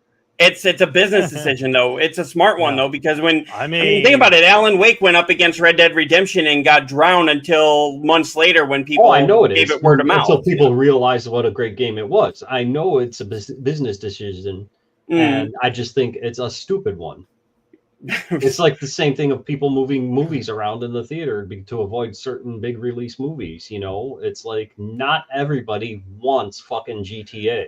You kind of sound like thinking about all that though. Like, I don't even know if I want to stream this day one. I mean, I'll get it probably day one. I don't know if I would stream it day one because, like you said, everybody's going to be playing it. So how do you be different from everybody else? That first 48 hours is going to be your best chance of getting Twitch front page is playing something different on the day Grand Theft Auto comes out. Because everybody's going to be streaming Grand Theft Auto, and then there will be you playing fucking Shadow Labyrinth, Yeah. But I mean, it continues here saying, as pointed out by Rockstar Intel, and originally reported in an interview by game site Main MMODE, Twitch's chief monetization officer Mike Minton has recently chatted about the site's experience with Grand Theft Auto 5. Of course, that led into a bit of insight on what's being planned for the impending Grand Theft Auto 6 in May. During the interview, Minton was asked about what Twitch expects from Grand Theft Auto 6, which caused the CM to note that the platform expects it to be a wave that builds over time. Specifically, Minton says that the focus will be on the single-player campaign to start with, suggesting that even Twitch thinks Grand Theft Auto 6 won't launch with Grand Theft Auto Online. So I wonder if they're more just not even focusing on the content, or if it's more, because of what's happening with Grand Theft Auto Online. I mean, yeah, I don't think Grand Theft Auto Online will ship with it again. Cycle of online multiplayer some point later. So it sounds like they're more focused on what's happening with the online part. But I do see what you're saying, Koimiya, with all the music strikes that'll be hitting and yeah, nudity. I don't even know how I would post that on my YouTube. I've had that though, where I was playing the definitive edition. I got hit with a music strike. It wasn't an actual copyright strike. It was Twitch says we've noticed licensed music on yours, and then basically to put your videos up, you have to go into Video Producer and manually put it on for a while before they start doing it for you again. The only thing I've gotten is a couple of these where we've shown trailers or whatnot. I've gotten the copyright thing, but it says it's okay. The person says it's okay to put it up, but you can't monetize. Not that I'm monetized, but right. Yeah. So, and further on Grand Theft Auto 6 here, have you heard of the budget? So I'm not going to read this whole thing, but basically it goes into saying that Grand Theft Auto 6 had a development budget of anywhere from $1 to $2 billion. And like I was telling you guys before the show started, that means that they have to make anywhere between $1 to $2 billion just to break even. That's not even profit. That's breaking even. Yeah, I mean, if any game's going to do it, because they're going to do the same thing as 5, right? They'll re-release it, 5-10 years from now. They'll still be releasing 5 or 6 again and again and again on every fucking system. Mm-hmm.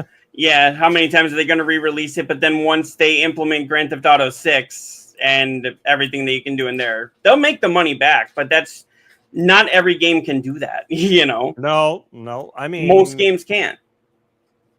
This is the only game that I can think of in modern times that's it's built up so much, the franchise and everything, that it'll do what it needs to do. There's no stopping it. I think the next Call of Duty could probably do it, but the next Elder Scrolls will be that's another one that could top it or come close.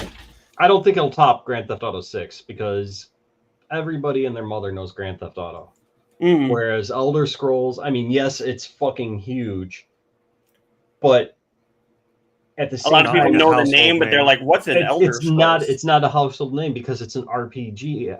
Whereas Grand Theft Auto is a household name as well, but everybody knows it because it's that game that lets you beat up hookers, and so or mow down pedestrians while you're driving, and so. I mean, if I was to go up to a random person on the street and go, "Hey, what do you think about the new Elder Scrolls?" They'll be like, "What the fuck are you talking about?" But if I say, "Oh, are you excited for the next Grand Theft Auto?" they'll know. But at the same time, Elder Scrolls, like I said, is big enough where if you're an admin RPG player, that game, that series, And I mean, look how big the re-release of Oblivion did. Right. And I mean, obviously people know the game, otherwise they wouldn't make Elder Scrolls 500 fucking times. For every system under the moon. Skyrim. Yeah, Skyrim. Yeah. And so I think 6 will be big. Not GTA 6 big, but it'll still be big. So all right. Yeah, and then I don't know, in the article, I already put it down, but the article that I was reading said it's almost like 2 or 3 Trey Parker and Matt Stone South Park deals, because they had the $1.5 billion deal with Paramount and Skydance going on. Did you hear about the second episode? Well, I know it got pushed to next week. Yeah. Did you hear why? No. Because I know people were blaming Trump, but because of the controversy surrounding the first episode, they decided to push the second episode back and rerun the first episode again. I didn't hear it was to rerun it. Okay. Yeah, so they're rerunning the first episode again this week. That's awesome. And good. Yeah.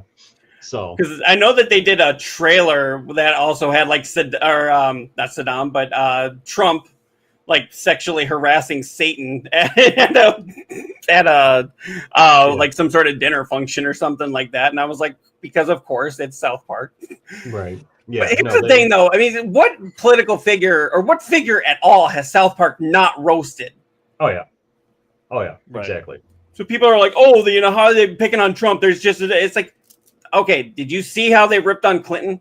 Did you see how they ripped on Bush? How they ripped on Obama? Well, they had a whole fucking episode that was like Ocean's 11 with Obama and McCain. and McCain and Palin all teaming up and all of that, and then Mike, or didn't they blow up the plane that was all of them in it or something? Like Something I like remember that. Like Ike killed them all or something. Like something like that. No, I mean it's South Park. You got to expect it. So that's why people are like, oh, I'm offended by my representation on South Park. I'm like, get the fuck over yourself. They rip on everyone. Yeah, right. I guess Jennifer Lopez will fire people if you walk up to her going like, "Oh, Ben, you are so perfect," you know. Oh, see.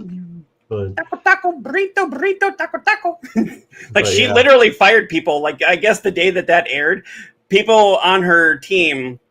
The next day when she was working on a movie, and like the next day they were like, "Hey, do you want some taco flavored cheesies?" And they were like, she literally fired them like instantly. That's and awesome. it was like, I mean, at least Kanye took the joke. Yeah, the gay fish. He didn't like it, but he was like, "But it's South Park." But then he teamed up with Family Guy later. He's like, the Cleveland show. Oh, he's on Cleveland show all the time, which I loved. The Cleveland show. I thought that was great. I was so damn pissed when they canceled that one. Yeah. I guess the ratings were okay, but they weren't enough to justify both like American Dad and Family Guy and the Cleveland show. Right. Like if all three of them had done gangbusters in the ratings, they'd have kept it. Oh, it makes sense. Yeah. It was the lowest rated of all three of them. Yeah. No, and I feel that both the Cleveland show and American Dad got better with time, and Family Guy went downhill with time. Mm-hmm. And Family Guy. I'm watching old episodes of Family Guy now. I have it on Hulu. Mm-hmm. And God, the older episodes were brilliant. Mm-hmm. Stewie's almost a different character now, and everybody's almost a different character now. And like I said, it started going downhill, and the same time it started going downhill, or American Dad started going uphill. Kind of like The Simpsons too with Futurama. Futurama, when that first came out, was it had its moments, but as Simpsons started going downhill, Futurama is. Oh, it's one of my top 10 all-time favorites now. I think it's one of the best written shows of all time. I don't know. Yeah, those first Futuramas, like, I think it was like the first one where like Bender shits bricks, and I was just dying. Yeah. Yeah. And I also really like his other show too that he did on Netflix. What was it? Disenchanted. Yeah. Disenchanted was that's really a good good one, too. so. I really like that one.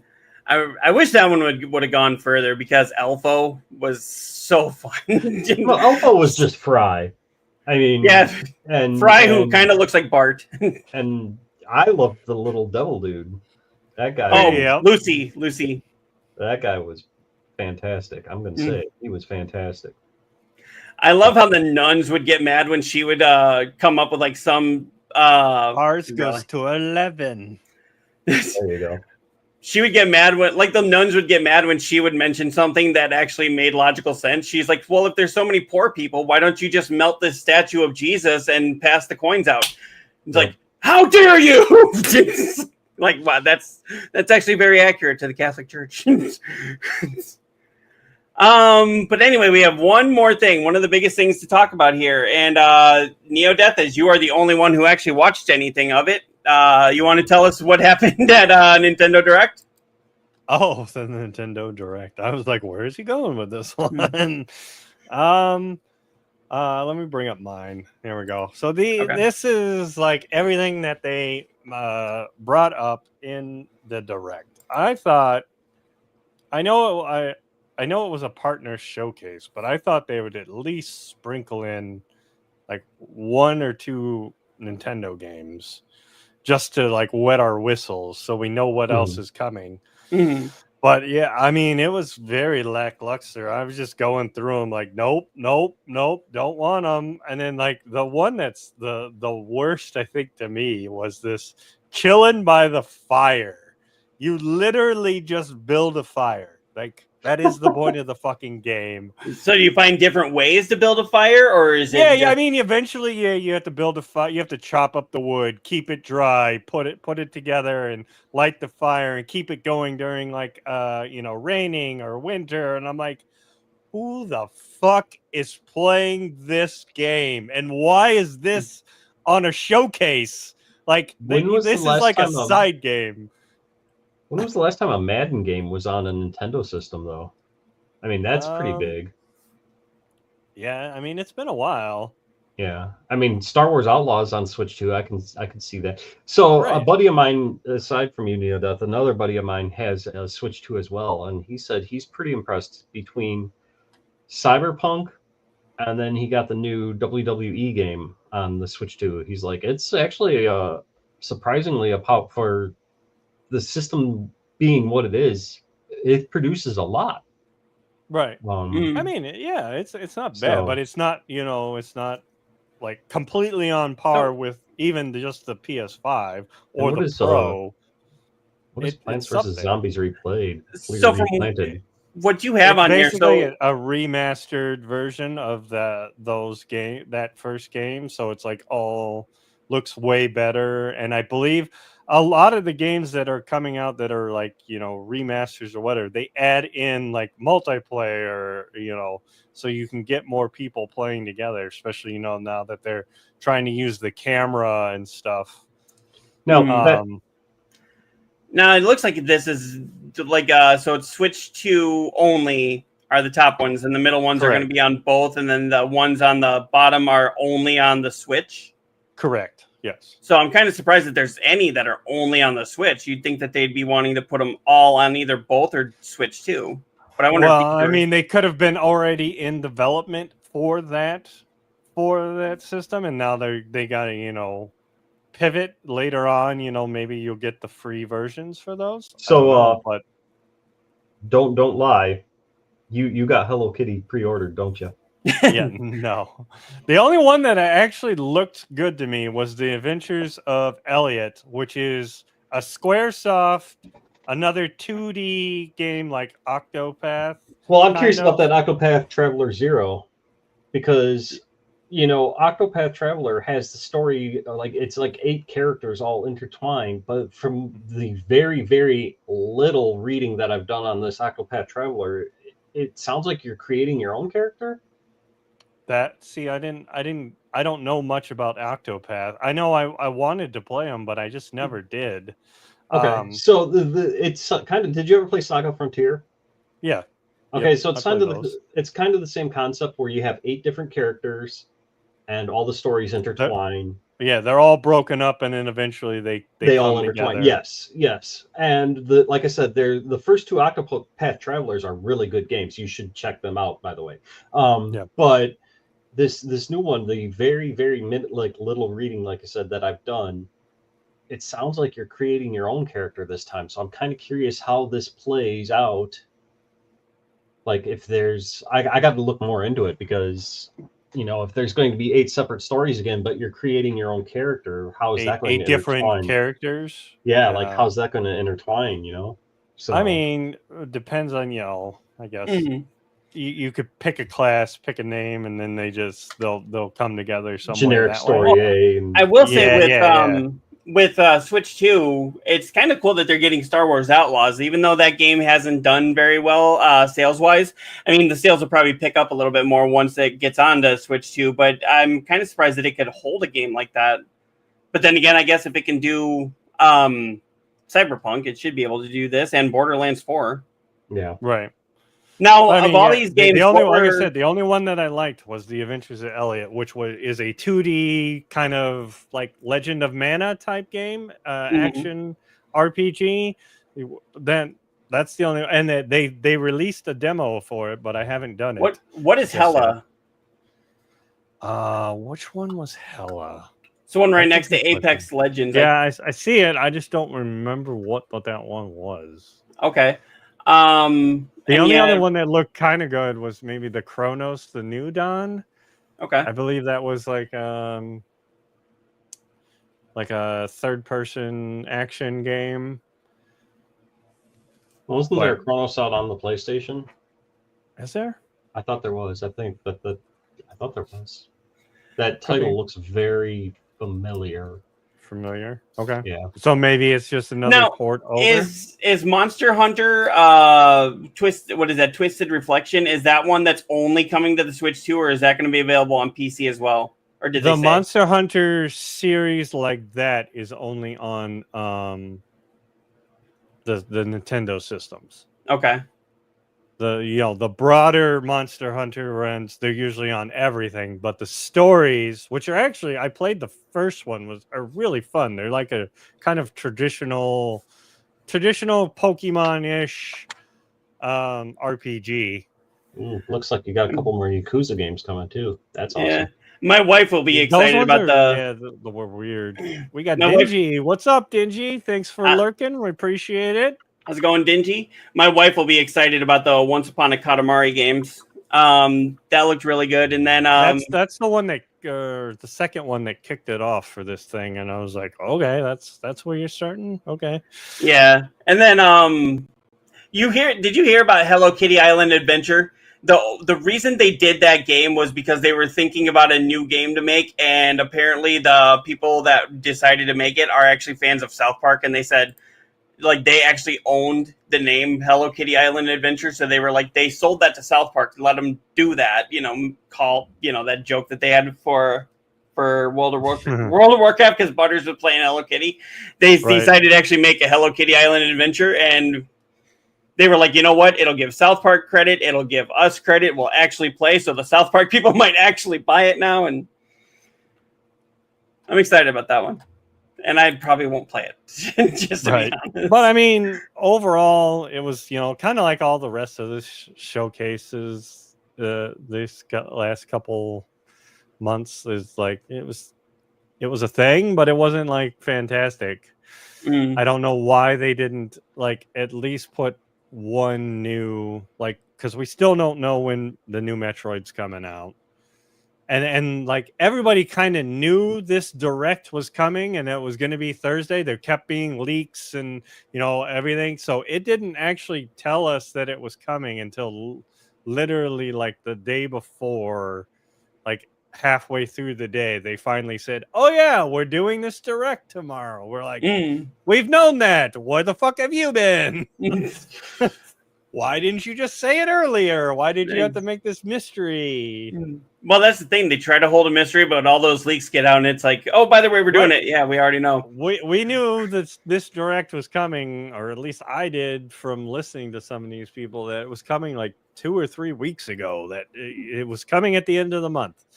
And then it did. It was like, big surprise. There we go. So, but anyway, was there anything else that you guys had to bring up? The only other thing that I kind of liked was that story. I don't remember. I think Koimiya, you posted about that the BioShock 4. Oh yeah. Yeah. Okay. Yeah, I forgot to. I was so disappointed about that one. I completely forgot about it till we were rolling, and I was like, "Oh yeah, the BioShock." That's another pretty big IP that I'm like, "What the fuck is going on with this one?" IP, huh? Yeah. IP, UP. It feels good sometimes. To grab it?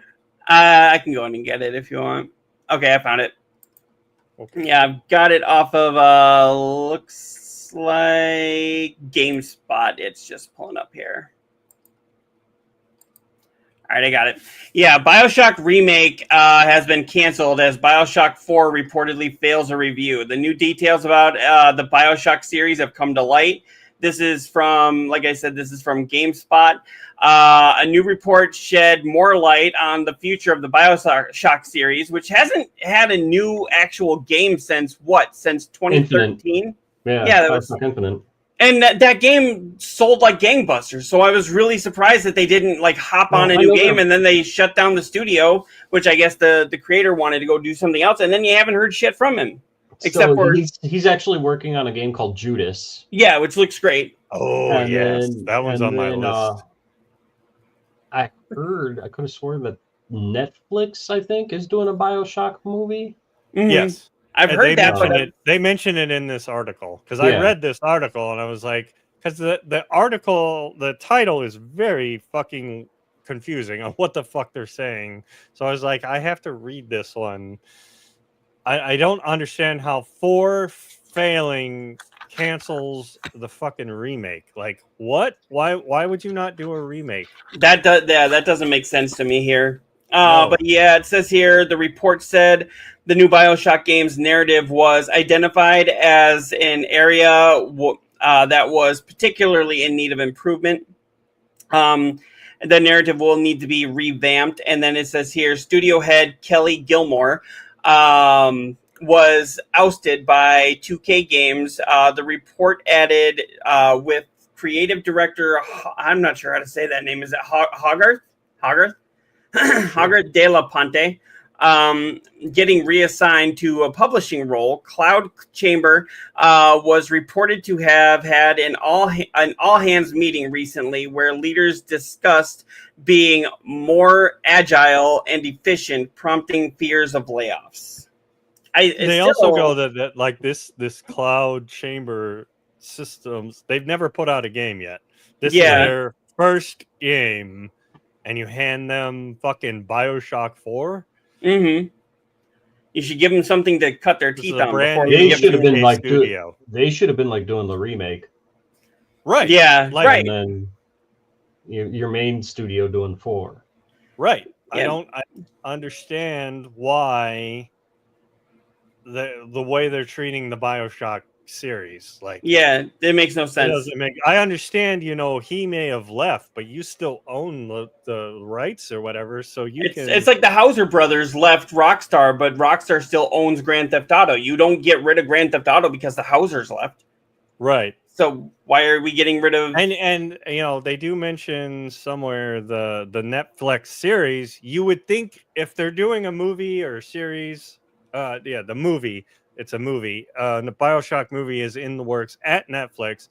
So you would think you would want to have a game ready to go when that movie hits, right? Right. So people will go, hey, let me go check out this movie or the remake of the game. Right. So why would you not then, shift away from 4 if it didn't go well, go to the remake, give us a remaster and put it out right then? Like, what are they doing? Yeah. Yep, and it says here, as for the reported BioShock remake, the report only mentioned that it was shelved earlier this year. No explanation why, apparently. BioShock is one of Take-Two's 13 franchises that have individual titles with sales of more than 5 million units. The entire BioShock series has sold more than 43 million copies, so it's not like it's not a lucrative franchise, you know? Right. And yeah, BioShock movie is in the works at Netflix, like you mentioned there. How many times as a gamer nerd have you gone, would you kindly? You know, like, I mean, that first BioShock ushered in that phrase, would you kindly? Oh, yeah. And if you haven't played the game, you have no fucking clue what I'm talking about right now. But if you have played the game, you're like, yep, yep. Yeah, I actually pulled that phrase on my boss yesterday.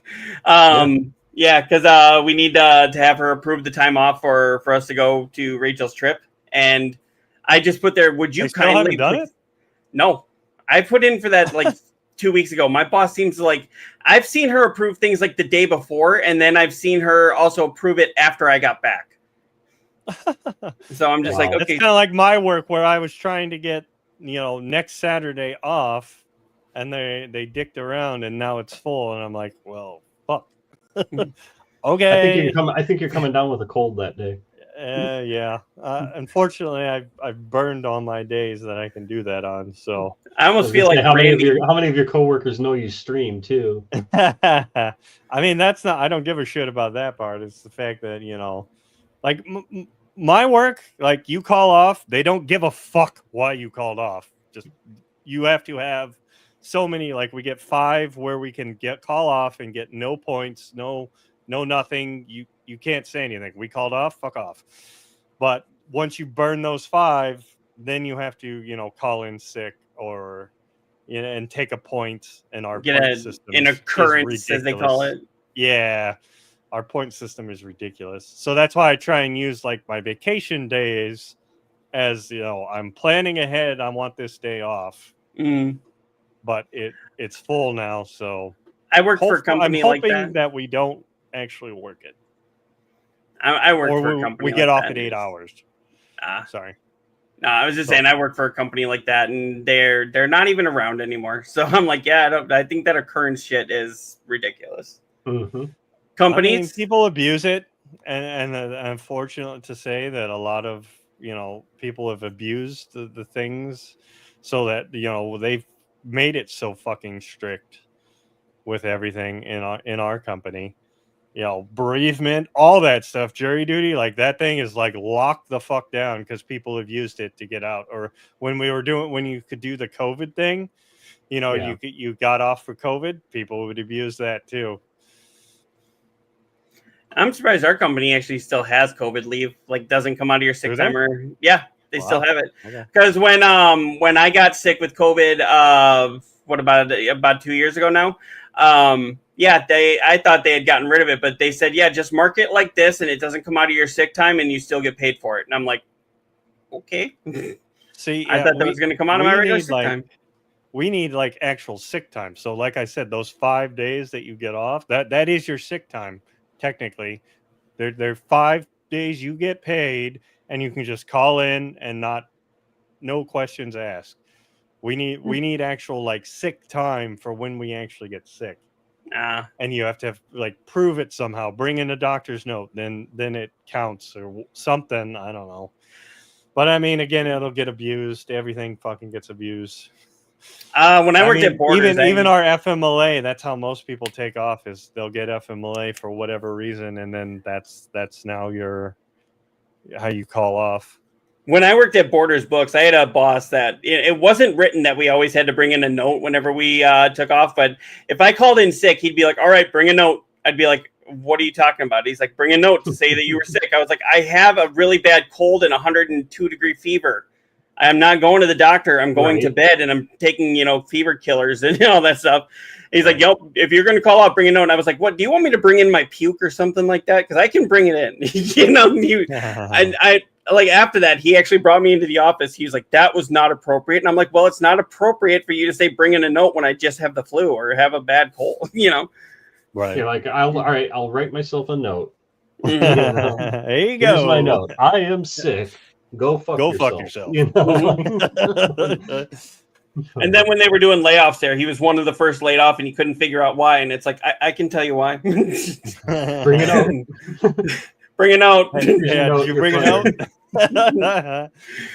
So, but anyway, was there anything else that either of you wanted to bring up before we end the show? I know this is one that didn't go 3 hours. I'm actually somewhat happy about that because we didn't get Koimi in trouble with his family. Yet.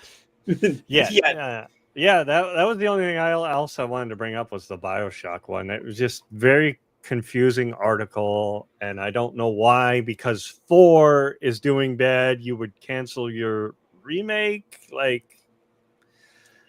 okay, it just says it was shelved earlier this year. Maybe they were shelving the remake to work on 4, and now that 4 failed the review, they're going to work on the remake again until they decide what to do with 4. I would love to play that game, in a more modern day console. Because that was 3, right? That the first one came out, or was it? Oh yeah, it was 3. That was Xbox 360. Was its original? It was originally an exclusive to Xbox 360 until PlayStation got a hold of it. Yeah, a long time ago. Before I think even Phil Spencer took over Xbox. Oh yeah, I was just playing it on 3. I remember that. What they really should do is do a remake or a remaster of all 3 of the original games, and then sell them as like a 3-in-1 kind of thing with all of the original DLC from Infinite. That's my, and maybe even give us some new DLC to work along with it. I remember 2. I think I platted them both, but 2 I platted they had the online version too, you know, where you could play against each other and stuff. Mhm. That was kind of fun to try and get because you had to grind up to, I think, level 50. It was Yeah. a fun, like, multiplayer experience that I remember. But yeah, Well, I mean, hope- it's a IP that is great, but is like, yeah, just dropped off the fucking radar. I don't know what they're doing. and it was one of the best games of 2013. And it's like, Yeah. now we're gone over a decade without it. And it's like, this is not Grand Theft Auto 6. You can't just drop off the radar with this. Right. So, all right. Koimiya, was there anything you wanted to end us on? Just don't forget, next week we have very special guest Angel, the CEO of Beamstream. Mhm. And, you know, that should be fun. Hopefully all our technology lines up. Yeah, We're going to get on here off. like a... I'm Yeah, sorry. we're gonna get off here and see if we can fix your beam and get it up and running. So if you see us pop on for a second, that's why. That too, yeah. But I'm talking about like the Beacon Max into our StreamYard. Yeah, we have to figure out that too. I'd really love to do that beforehand. Yeah. We should get Especially together later if I this have to week work. and figure it out. Yeah. Okay. I'm available anytime after 6. Okay, well, I mean, I work overnights, but we'll have to figure something out. So, Well, yeah, all right. we'll find a time to try and flick that out. right. Yeah, and right. then just catch us on our socials and online, and that's all we got, I think. All right. All right. Well, yep. Thank everybody for coming and hanging out. And we will see you later. Remember, haters going to hate and gamers got a game. Laters! Good night, everybody.